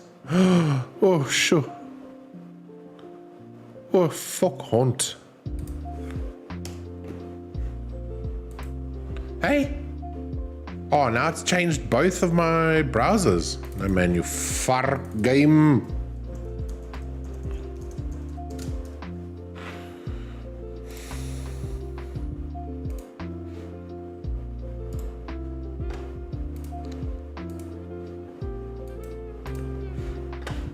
Like that potato thing. Oh my god. I guarantee you should all go follow Lila. Just go follow her. Because just go, that's the link. Okay, that's the link to that reel. Just go follow. Just go follow her. Because all the food that she's posting is amazing. RuPaul did not die, thankfully, Timmy, thankfully. Full screen browser. Timmy, I was thinking about it this week. I was like, why do I keep windowing the browser stuff? I should just make it full screen. Because my face doesn't need to be full screen. The browser should be full screen. So, yeah. Put food in the back, not Valorant. So, Josh, I must just have like a rotating food thing, hey? Justin, how's it, chum? Fox and Hound. Chummy, how are you? How's it? Had a pizza with hot honey and pepperoni on Friday. It's good, eh? So good. Oh, the honey that's got the chili in it. Popping the hugest lurk. No sweat, chum. Thank you so much for being here. Thank you for the lurk. I appreciate it.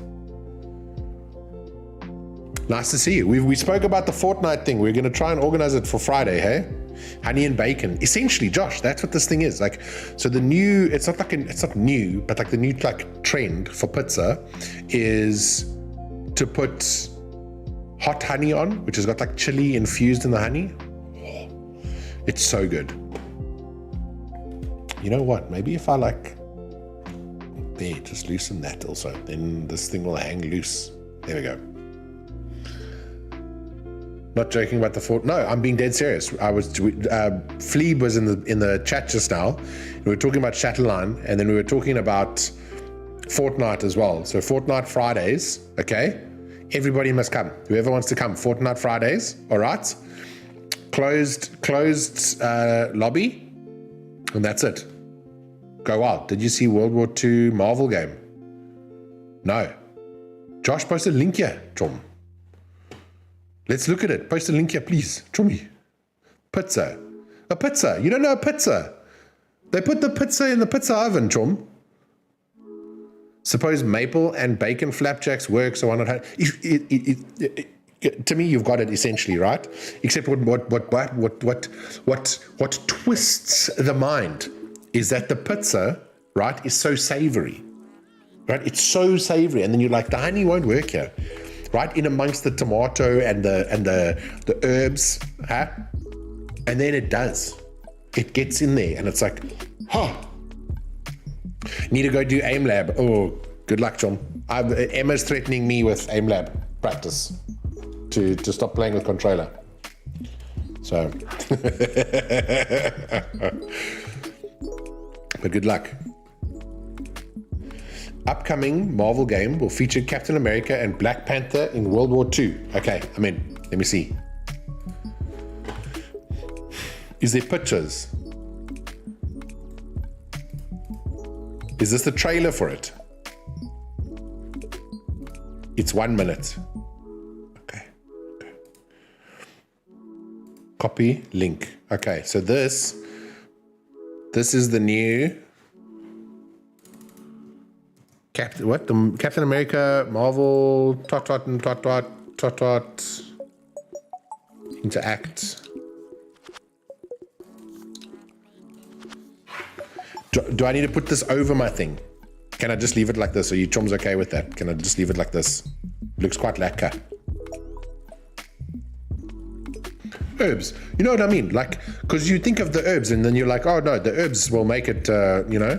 Zed, thank you for the lurk. Chom, I appreciate you being here. And thanks for sharing your F1 with me, Chom. I had a good day today. Thank you so much. Aim Labs is Bay. I'm going to trust you, Chom. I don't know, but, you know, I've seen the way that the O's play with that thing. Back from dinner. How's it?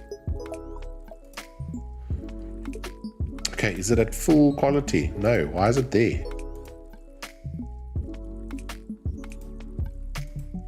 What is this? Why is there now a fucking thing here? Josh, they really served me half a video here, Chom. Like, this thing doesn't need to be there. YouTube Premium, never. Not as long as I fucking live will I give YouTube my money.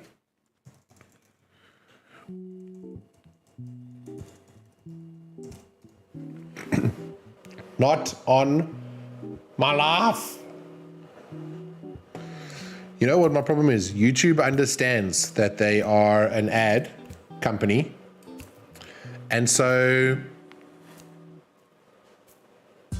what do they do for creators? Fuck all.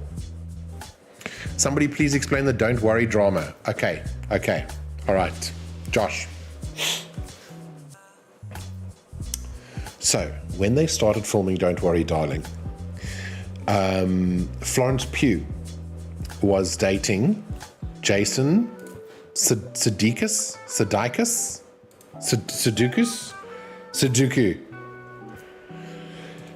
And no, wait, let me just get a timeline here, okay? Just hold on. Just let me get the timeline.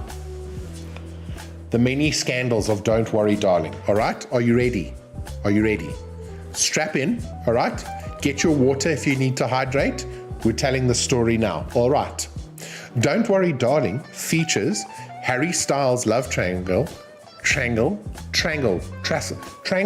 like a tussle and a triangle at the same time, okay?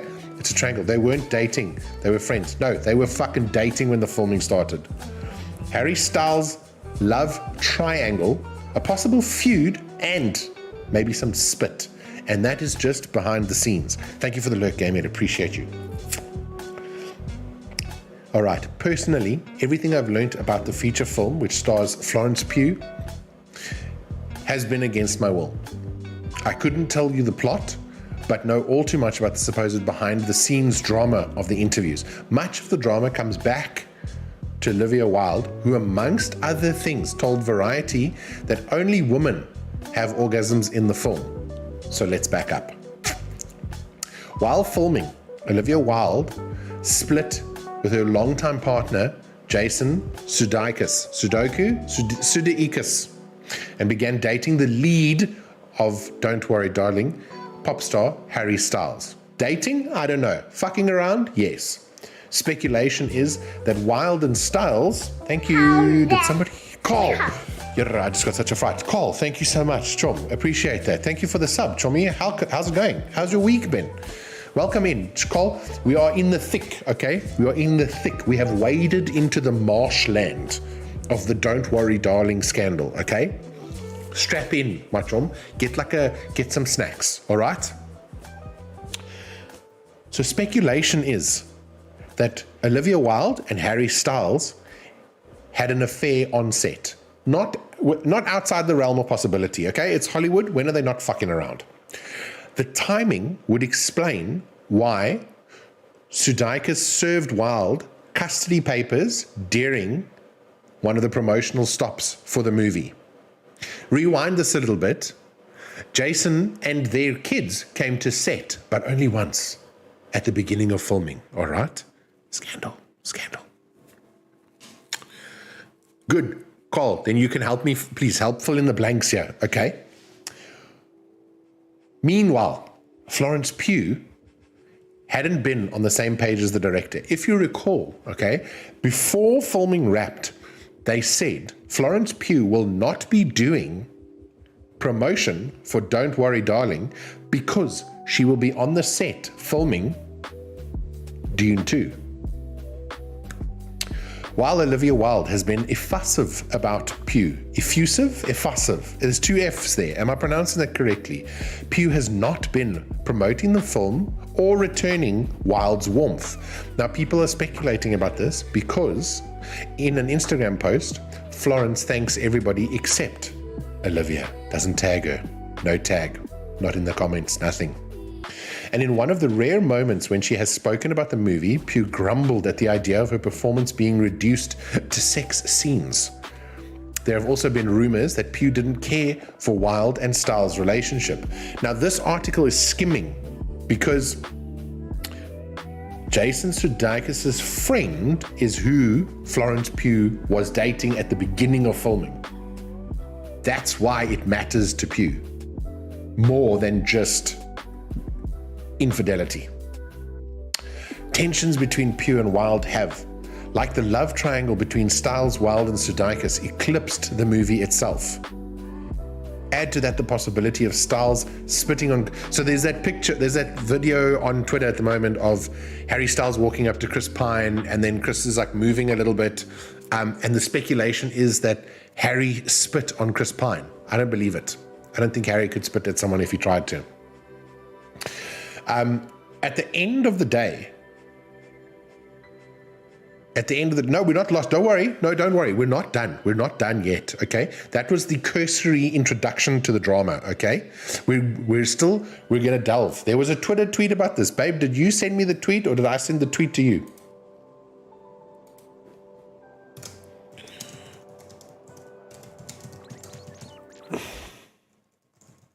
Somebody did a really nice timeline of everything.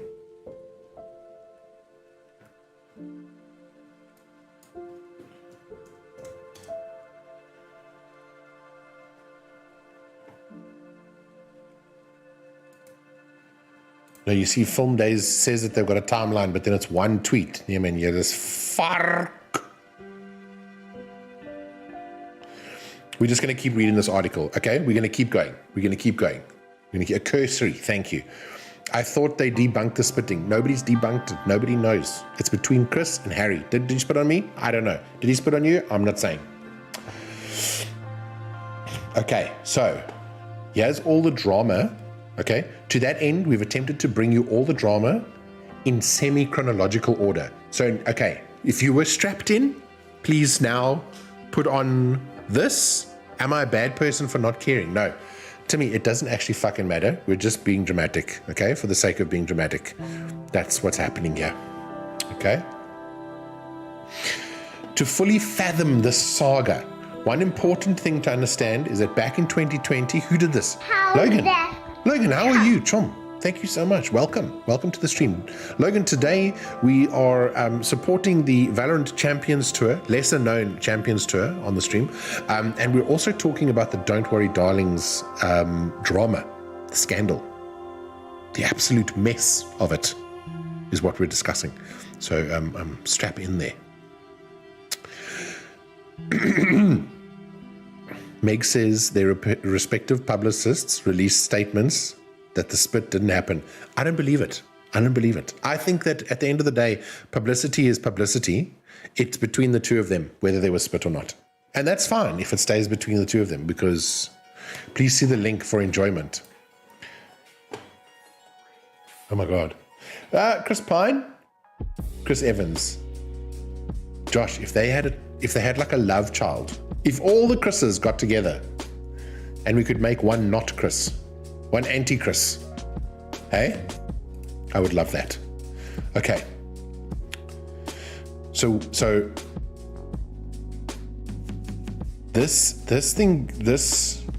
okay, so Olivia Wilde, okay,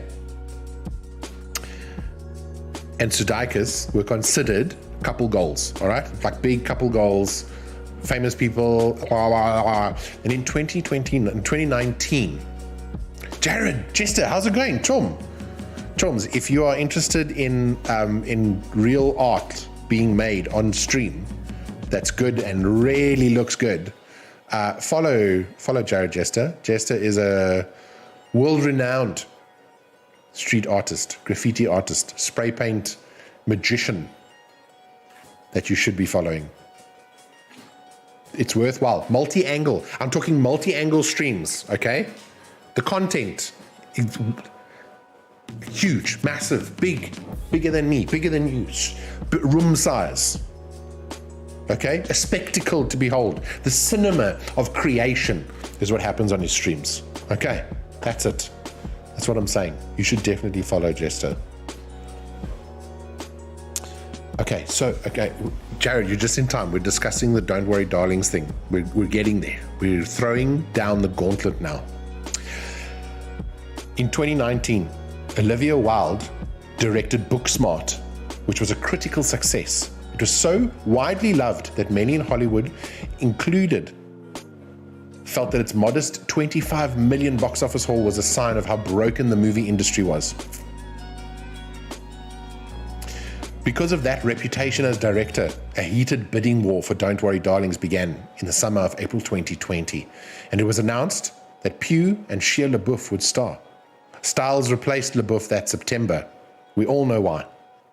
Meanwhile, Sudeikis' Ted Lasso premiered in August 2020. The show quickly became a hit.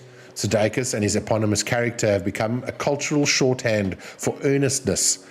If something that Ted Lasso vibes, that means it's sweet and wholesome. Sudeikis is the poster man for that. Sudeikis was nice. Wilde was cool. He was sweet. She was smart. The in-demand director was engaged to the good guy TV star. They were both hitting their stride at the same time. Couple goals. In a few months, that all exploded. Josh, wait, wait. G-Max. Why are you lost? And Josh, are you missing everybody, John? Okay, so G-Max, do you know the actor for Ted Lasso? The actor for Ted Lasso was dating Olivia Wilde, okay? Olivia Wilde was directing a movie. That's where we are now, okay? Timeline, that's where we are now. Okay, then you're fine. You're fine. Just know that part for now. No, Josh, you can. You're allowed to. You are. I was just asking. Okay? I was just asking. Did you finish your applications? So Wilde and Sudeikis announced in November 2020 that they broke up and actually stopped seeing each other earlier in the year. The couple, who have 2 children together, released a statement that said the split was amicable. According to a source who spoke to Entertainment Tonight, they just fell out of love in a romantic way, but still have love towards one another as people. They consider themselves friends and co-parents first and foremost. A few weeks later, on January 5th, 2021, Wilde and Styles were photographed holding hands at a friend's wedding. People magazine's source said the two had been dating on set, although it's unclear when. In polite society, a wedding is the kind of event that you take someone serious to you, not someone you just began seeing. Will there be murder mystery? Carl, there might be murder mystery. I don't know about murder mystery, but there is actually mysteries that I do want to discuss after this. So we need to decide between watching you or Rings of Power. I love Rings of Power. So, I mean, watch Rings of Power. A few weeks later, okay, yes, okay, all right. Then, page 6, okay? Page 6 published a story, and they said that Wilde and Styles had an affair on set, which seems to indicate the split was not amicable, as the ex-couple's statements said. See, the PR was lying. Don't Worry finished filming in Feb, and from there, Wilde and Styles go from happy to having one-on-one downtime to having grown closer as a couple. At the end of the year in December 2021, Wilde had an interview with Vogue in which she says she's living her best life. She did not mention Styles by name, but implied that her relationship with him is worth the scrutiny and possible backlash. It's obviously really tempting to correct a false narrative, but I think that you realize that when you're happy, it doesn't matter what strangers think about you. All that matters is that it's real and what you love and who you love. The interviews Wilde has given about the movie have framed it as a female empowerment vis-a-vis female orgasm film. They also seem to function as a subtle way of speaking about pursuing her relationship with Harry Styles. After the initial shock of the split with Sudeikis, the press surrounding Wilde's romantic life seemed to settle down. There were even reports of the former couple making peace and Styles getting to know Wilde and Sudeikis' children. Because remember, the kids came to set to visit. Eh? But in April 2022, while Wilde was promoting the movie at CinemaCon in Las Vegas, she was served custody papers on stage. A source close to Sudeikis told Variety that the company that processes the papers is responsible for the timing, and that Sudeikis had no prior knowledge of when Wilde would be served. But the optics sure seem like all those reports of a friendly breakup were way off, and Wilde agrees. I hated that this nastiness distracted from the work of so many different people at the studio I was up there representing. Okay, cool.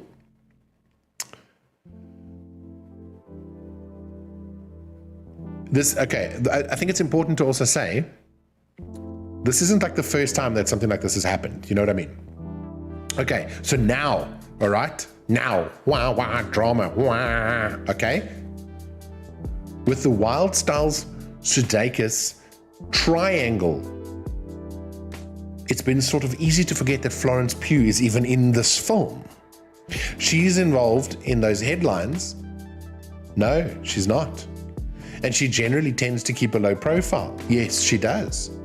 But one of the buzziest names, right? Buzziest, not busiest, buzziest names attached to the project has made her invisibility more apparent by barely promoting the film. Officially, according to Florence's reps, she is shooting Dune Part 2, and that scheduling conflict is why she hasn't been promoting Don't Worry. Unofficially, speculation is that Pugh hasn't been promoting Don't Worry because she had a falling out with Olivia Wilde. People have a lot of time and attention to detail noticed that Pugh was initially gleeful about the project, but then didn't really hype the film on Instagram and social media, where actors and their teams usually do that type of stuff. They also noticed that on a Valentine's Day post that celebrated the end of filming, Pugh thanked the behind-the-camera crew that worked on the movie but did not mention Olivia Wilde. And on August 11th, Pugh promoted the film with the caption, "Not everyone gets this opportunity, not long now, only in theatres September 23rd. Quite brief, was it not? Skippy, how's it going? Chommy, welcome to the stream. Pugh's captions aren't always brief. Fans spotted that Wilde would post about Pugh, but never was reciprocated. In the rare moments where Pugh has talked about the film, she seemed to contradict Wilde's comments. Pugh spoke about the attention encouraged by Wilde to the movie sex scenes. When it's reduced to your sex scenes or to watch the most famous man in the world go down on someone, it's not why we do it. It's not why I'm in this industry, she told Harper's Bazaar, not mentioning Wilde's supposed boyfriend by name. Evidence of a rift also surfaced late last month when actor Shia LaBeouf responded to Wilde's assertion that he had been fired, and then he said, "No, I quit." And then she said, "No, you've definitely been fired." So but that's also because he's a puss. So, yeah. In the wake of LaBeouf's response and the alleged messages between him and Wilde, Pugh said she was skipping the Don't Worry premiere press conference at Venice Film Festival this past week, another instance where Pugh would not promote the film with Olivia Wilde. Despite the tight scheduling conflict that was cited for skipping the press conference, Pugh has had enough time to arrive in Venice this weekend, show off a purple ensemble, and post a shot of that on Insta. Ooh, the drama. At the premiere, many noticed that Pugh and Wilde were never photographed next to each other. According to Variety editor Ramin Setuda, Pugh did not make eye contact with Wilde during the 4-minute standing ovation for the film. Also, apparently she left during one of the standing ovations. So, another bit of drama that adds to the whole thing. You know what I mean? And then there's the Chris Pine thing, where Chris and, whatever, Chris supposedly Harry supposedly spit on Chris at the thing, and it didn't really happen because the PR said it didn't happen, but who knows if it did actually happen. Who knows what happened? It looks like Harry throws something at him, like a peanut or something, which could be spit, but I don't know. I think everybody else is amicable for the sake of trying to release the film. And what it's come down to is Olivia and Florence going head to head. Florence is upset because her ex-boyfriend's best friend is Sudeikis. And so that's obviously she's friends with that person, and she watched that person, watch that shit happen. So it's upset her. And she's acted this way. But she's acted in a formal way about not being part of the press releases, and she is still appearing at these things. And people are like, oh, she's so unprofessional. Oh my God. But how many of you are fucking actors in Hollywood? How do you know what the process is? You see, he looked between his legs. He wasn't sure. What did you say, babe? Tell me what you said.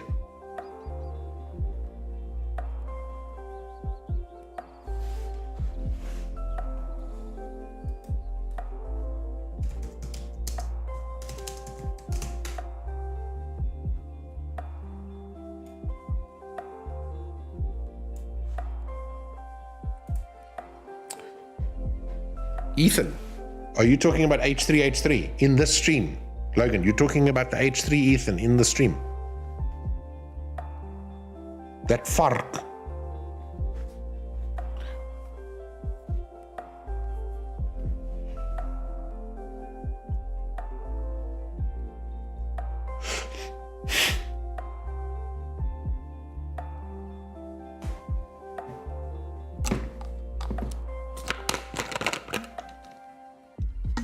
He nails the food science. I don't know about that, too.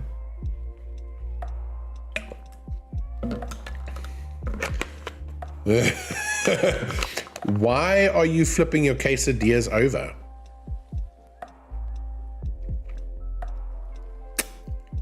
Why are you doing that?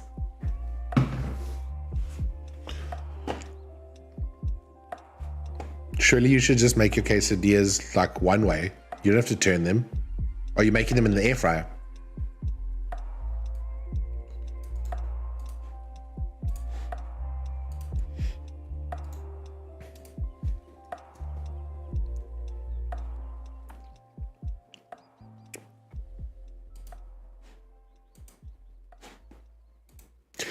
I don't know, Ethan. I don't know him. I've never seen a video from them, but I'm glad to hear about it. Yeah, you see, even Loudlungs knows. You just put it in the Snackwich machine. You put it in the George Foreman grill, and then it's done. Hey? Or you put it in one of those nice bucker, hey? Like a buck. Okay, and then you put the cheese over and you just in the oven and put it on the grill. You chuck it.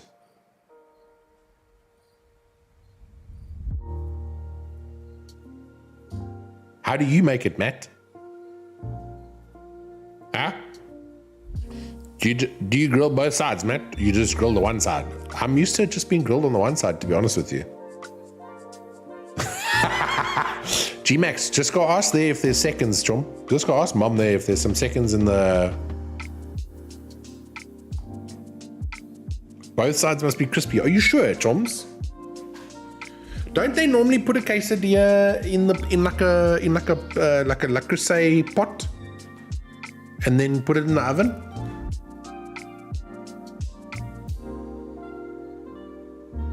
You know what you could do is make really small quesadillas and then just put them in a jaffle, right? Put them in a jaffle machine.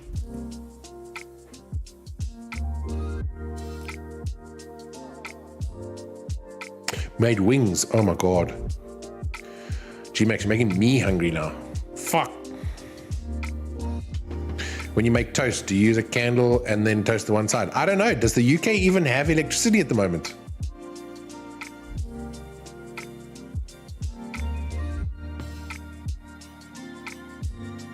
Because also every time I've ordered a quesadilla at El Burro, it comes in the little bucky. It's not crispy on both sides.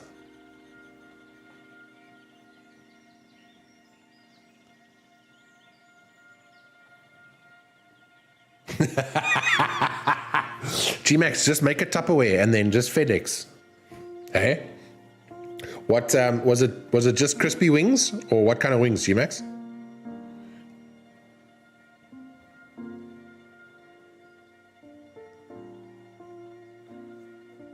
Aqua. Yes.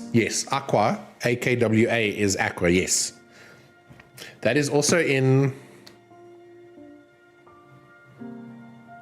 Yo, man, like, where's the... That comes from somewhere. Hold on a second while I try and work out why I used that word like that.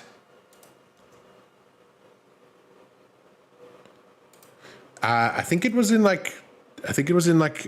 Finland or something that I saw AKWA and then used it that way. But yeah. You got it. Thank you for the hydrate. Appreciate it, chum. Yeah.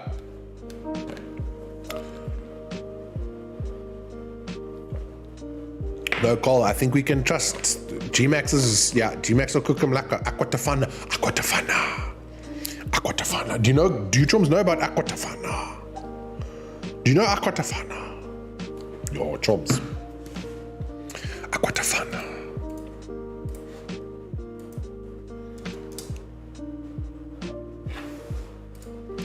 So, aquatafana.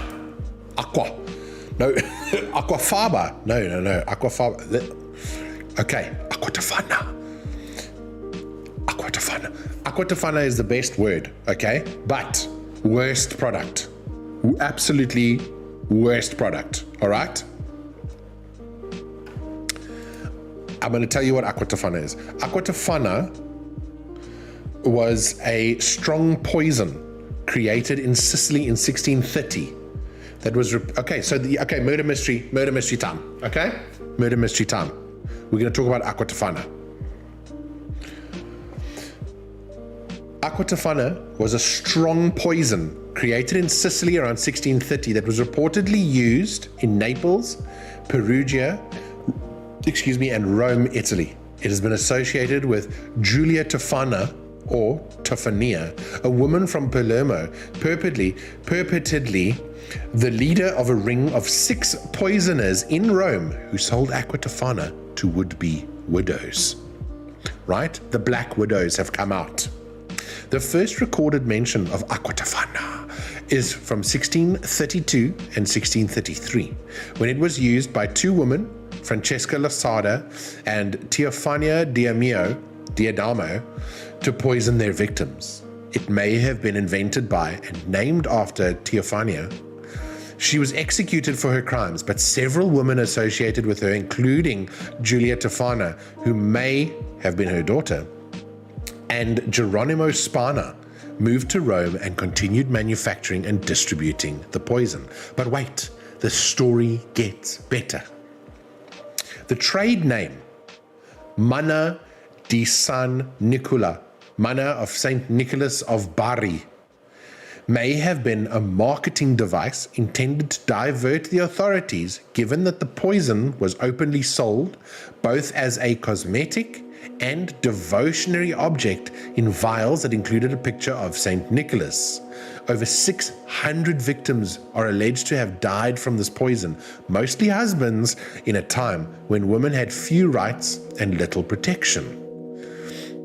Between 1666, the year of the devil, and 1676, the Marchioness de Brinvilliers poisoned her father and 2 brothers amongst others and was executed on the July 16th, 1676. Isn't July 16th Youth Day in South Africa?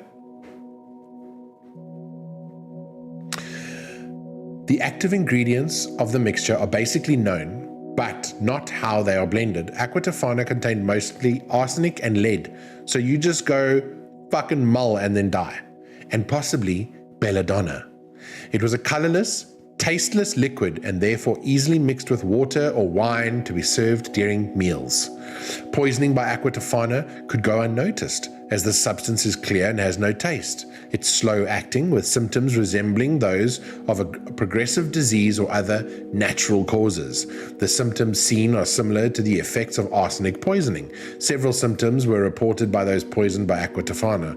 The first small dosage would produce cold-like symptoms. The victim was very ill by the third dose. Symptoms included vomiting, dehydration, diarrhea, and a burning sensation in the digestive system. The antidote often given was vinegar and lemon juice. The fourth dose would kill the victim. As it was slow acting, it allowed victims time to prepare for their death, including writing a will and repenting. And then, okay, okay, all right, Absa, okay, all right, are you ready? Okay, all right. The legend that Mozart was poisoned using aqua tofana is completely unsubstantiated, even though it was Mozart himself who started this rumor. Research by musicologists Oliver Hahn and Claudia Mora Zenk on Mozart's manuscripts, however, revealed large amounts of arsenic in the manuscript of Die Zauberflöte, the opera Mozart was working on towards the end of his life. Arsenic is a key ingredient in aqua tofana. So essentially, okay,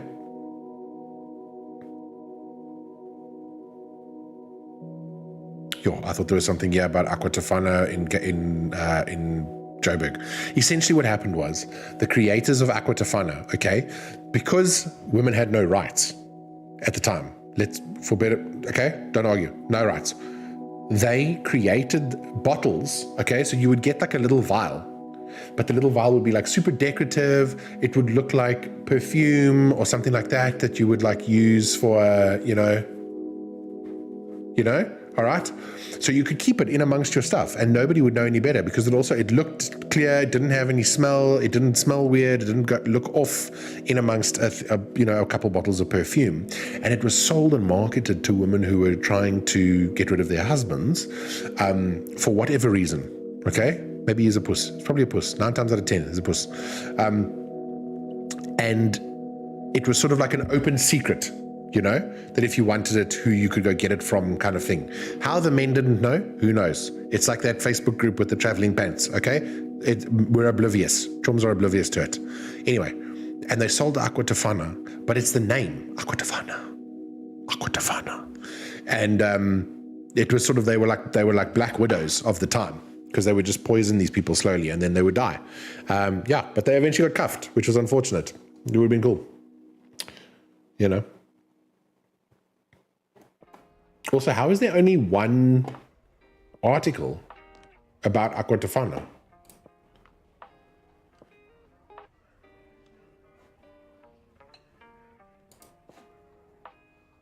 I like how I Googled aqua tofana, right?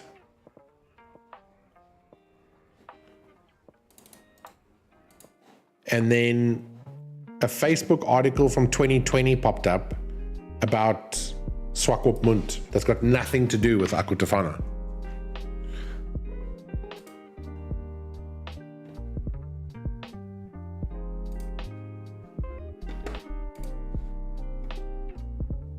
Did you know that aqua tofana is also Zulu for they are not the same? I did not know that, but anyway. That is the story of aqua tofana, chums.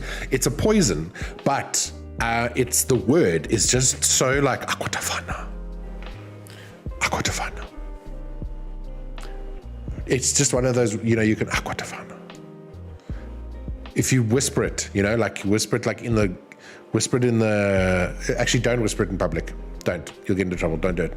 Don't do it. The last thing I need is for like a chum to be like, I was whispering aqua tofana in Pick and Pay and now I'm in fucking prison. That's the last thing I need. Please don't.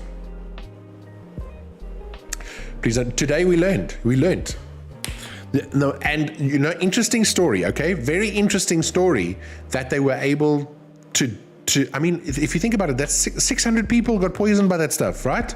That's insane. That is a lot of people. But, Fran, how's it going, Chummy? How are you? Fran, Justin's already told us how your trip was, but you tell us how your trip was, okay? You tell us how your trip was. How are you, Chum? Also, now someone just say it out loud. Chums, you know that Fran was nominated at the Creator Awards, the DSTV Content Creator Awards, eh? Nominated. She was out there. Yes, Chums, if you want to see a really comprehensive episode about Aquatafana, then you must watch Bailey Sarian's episode about it. Aquatafana.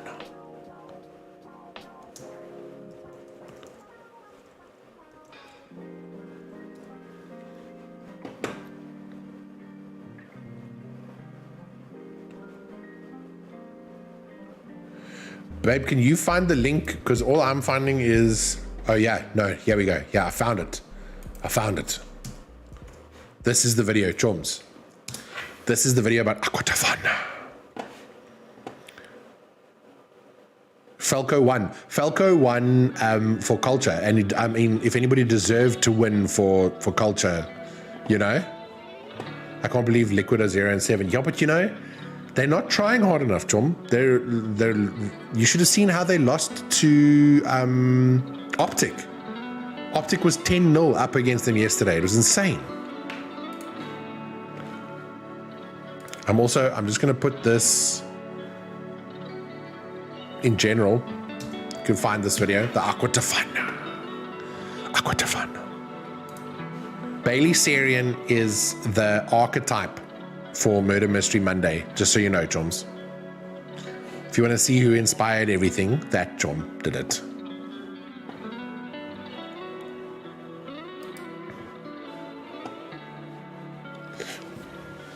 Yeah, look, I would love to see, this match isn't really my favorite. Tomorrow's match, okay, if you're interested there.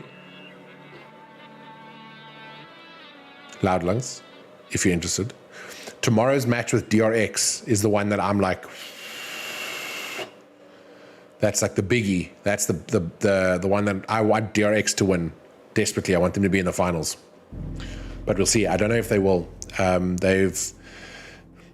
They always start really shaky and then pick up their feet afterwards, and I'm not sure that you have time to do that when it comes to like semi-finals and finals. Feet are dead from the heels. Chum, just rock the Crocs next time. Just roll out there. I love that. I also completely love that Crocs just co-opted the event and was like, yeah, everybody, here's Crocs, Futsack. Just there, summer. Stuff, yeah. And now Sam is wearing Crocs. I love that. Like, because that's all it takes is when somebody tries on a pair of Crocs, it's over. You can be as fucking anti-Crocs as you like. Try on a pair. Everybody says the same thing. Hannibal, how are you, Chum? How's it going? You wore your heels for 12 hours. Not, babe. Well, do you think heels would be better if they had like a squishier heel? Not like the bottom part. If the bottom part was squishy, it'd be cuck. Chums, you know what happens if somebody redeems pink?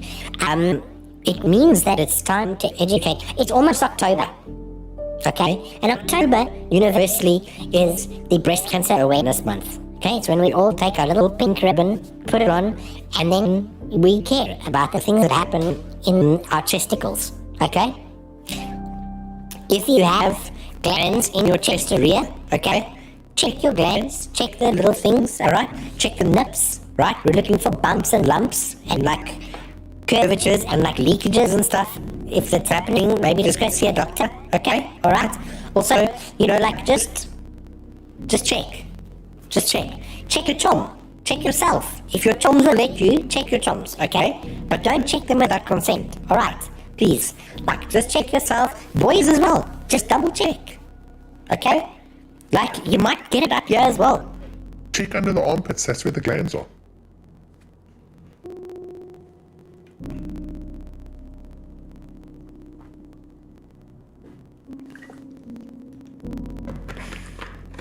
Do you... Yeah, look, it's the chom titties and the chesticles, okay? That's what you want to do. You want to make sure that those things are not like fucked up. And it's through no fault of your own, okay? You don't want to like neglect it. Just check. Get to know your body. It's your body. You know what I mean? Like it's your dog. You know?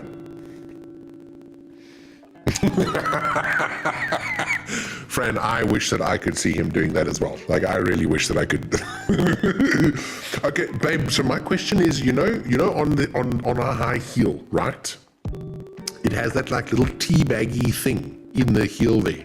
Normally, where they put a label and a size, that like little teabaggy spot that can't be comfortable for more than fucking 60 fucking seconds.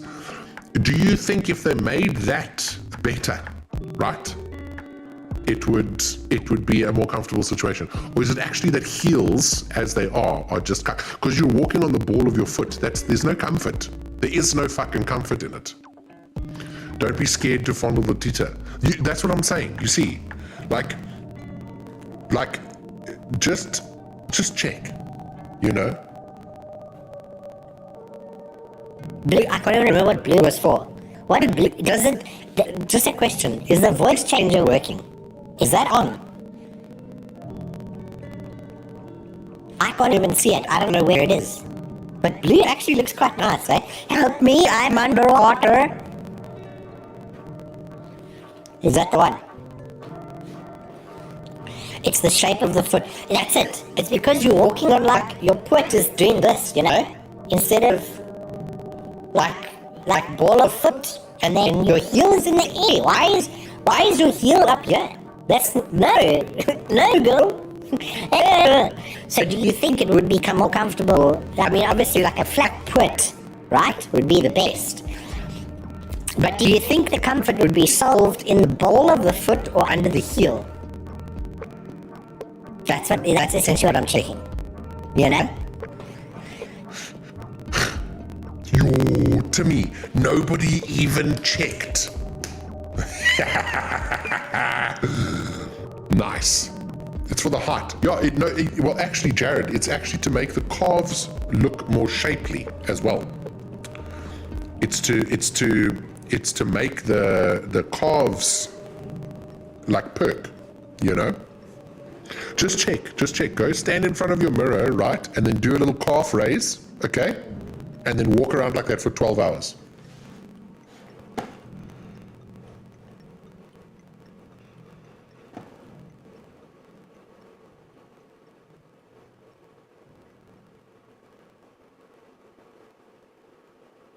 Imagine your toes are being squat. You know what? I put on a shoe the other day. I unboxed a pair of shoes and put them on, and they squished my toes together like this.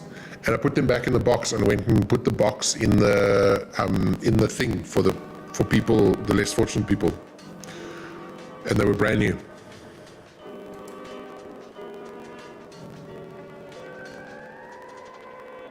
I can't. No. And especially, I don't know what it is. Like, since COVID, living here, I've gone up a shoe size. Does that make sense to any? Like, has anybody else had this?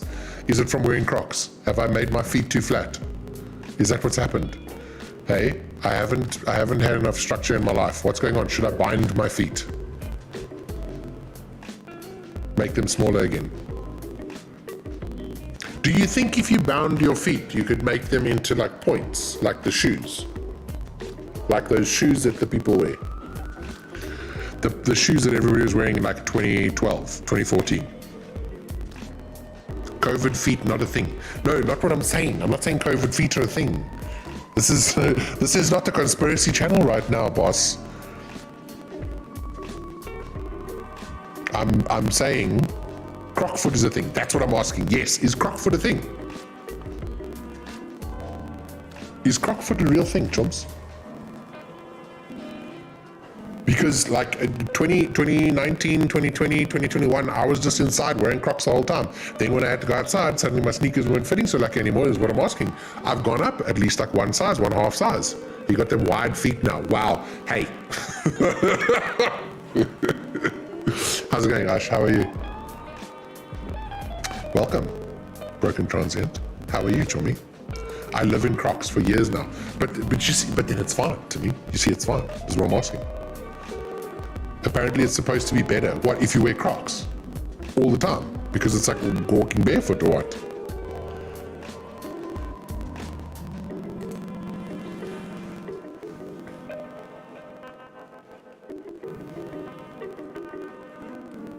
Wider feet are better. Yes. Wider feet are better for swimming especially. And for running. Because you grip the whole earth and then you run.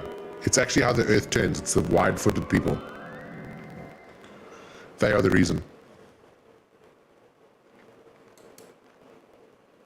You've just woken up from the deepest nap. Well, Chom, welcome to the stream. We have covered a plethora of subject matter today. We went from talking about Crocs to talking about Crocs again now. Okay, we've done good. We've come full circle. We spoke about esports orgs at some point. We were talking about 3D design. We were talking about 60% keyboards and mice. And yeah, wide feet are supposed to help with your balance. I mean, I suppose it's like green army men, you know, like the bigger the base, the more stability you have, hey? Like if your skateboard was wider, to a degree, if your skateboard was wider, you would have more balance. Depends on the width of the trucks, actually. The 60% keyboard, I'm keen. Jump in anytime. Just send me a text, send me a message. Let me know what you're thinking. We're all getting 60% keyboards. You got wide boy feet from the skate shoes. You see, that's what I'm saying. I think my feet have grown because of the Crocs, right? Because the Crocs are so comfortable and unrestrictive, right? The Crocs are infinite. You see.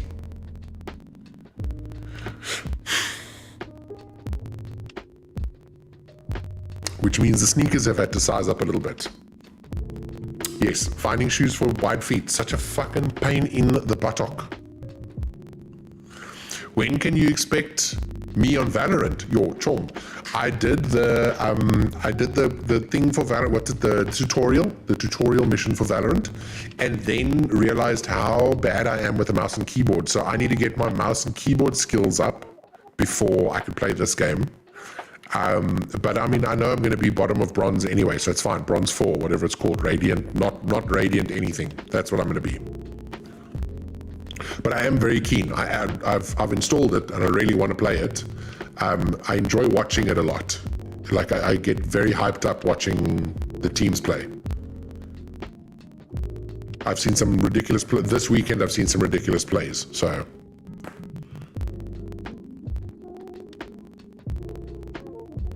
Oh, I don't understand why South Africa doesn't do a half size in most shoes.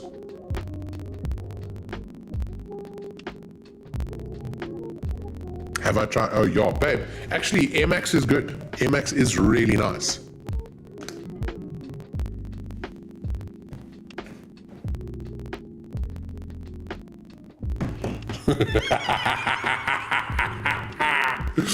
I love that Amble just called Josh a boomer on Twitter. Wow.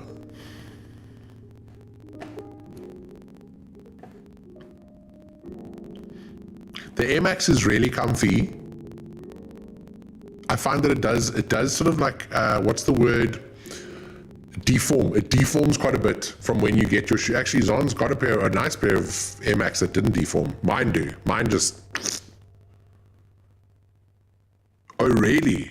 I didn't know that. See, Addy doesn't do the half sizes in SA for like street shoes. It's weird. Jared, no stress. Chomi, thank you so much for joining us. I really appreciate it. And Choms, please don't forget, if you can, just drop Jared a follow. It's free. I promise you, it's good streams. It's good content to have on while you work. Yeah, I hope you have a good week, Chomi. See you later. Thank you so much for dropping in. You can train with me and the Choms. We'll make a meme team. Okay, cool. I've got a +1. I'll bring him with. I know, but I'm past my Air Max days. No, are you really past your Air Max days? Is it all just Doc Martens and Birks now? So that's actually Ash. That's the thing, is like my superstars didn't come in a fucking half size when I wanted them in a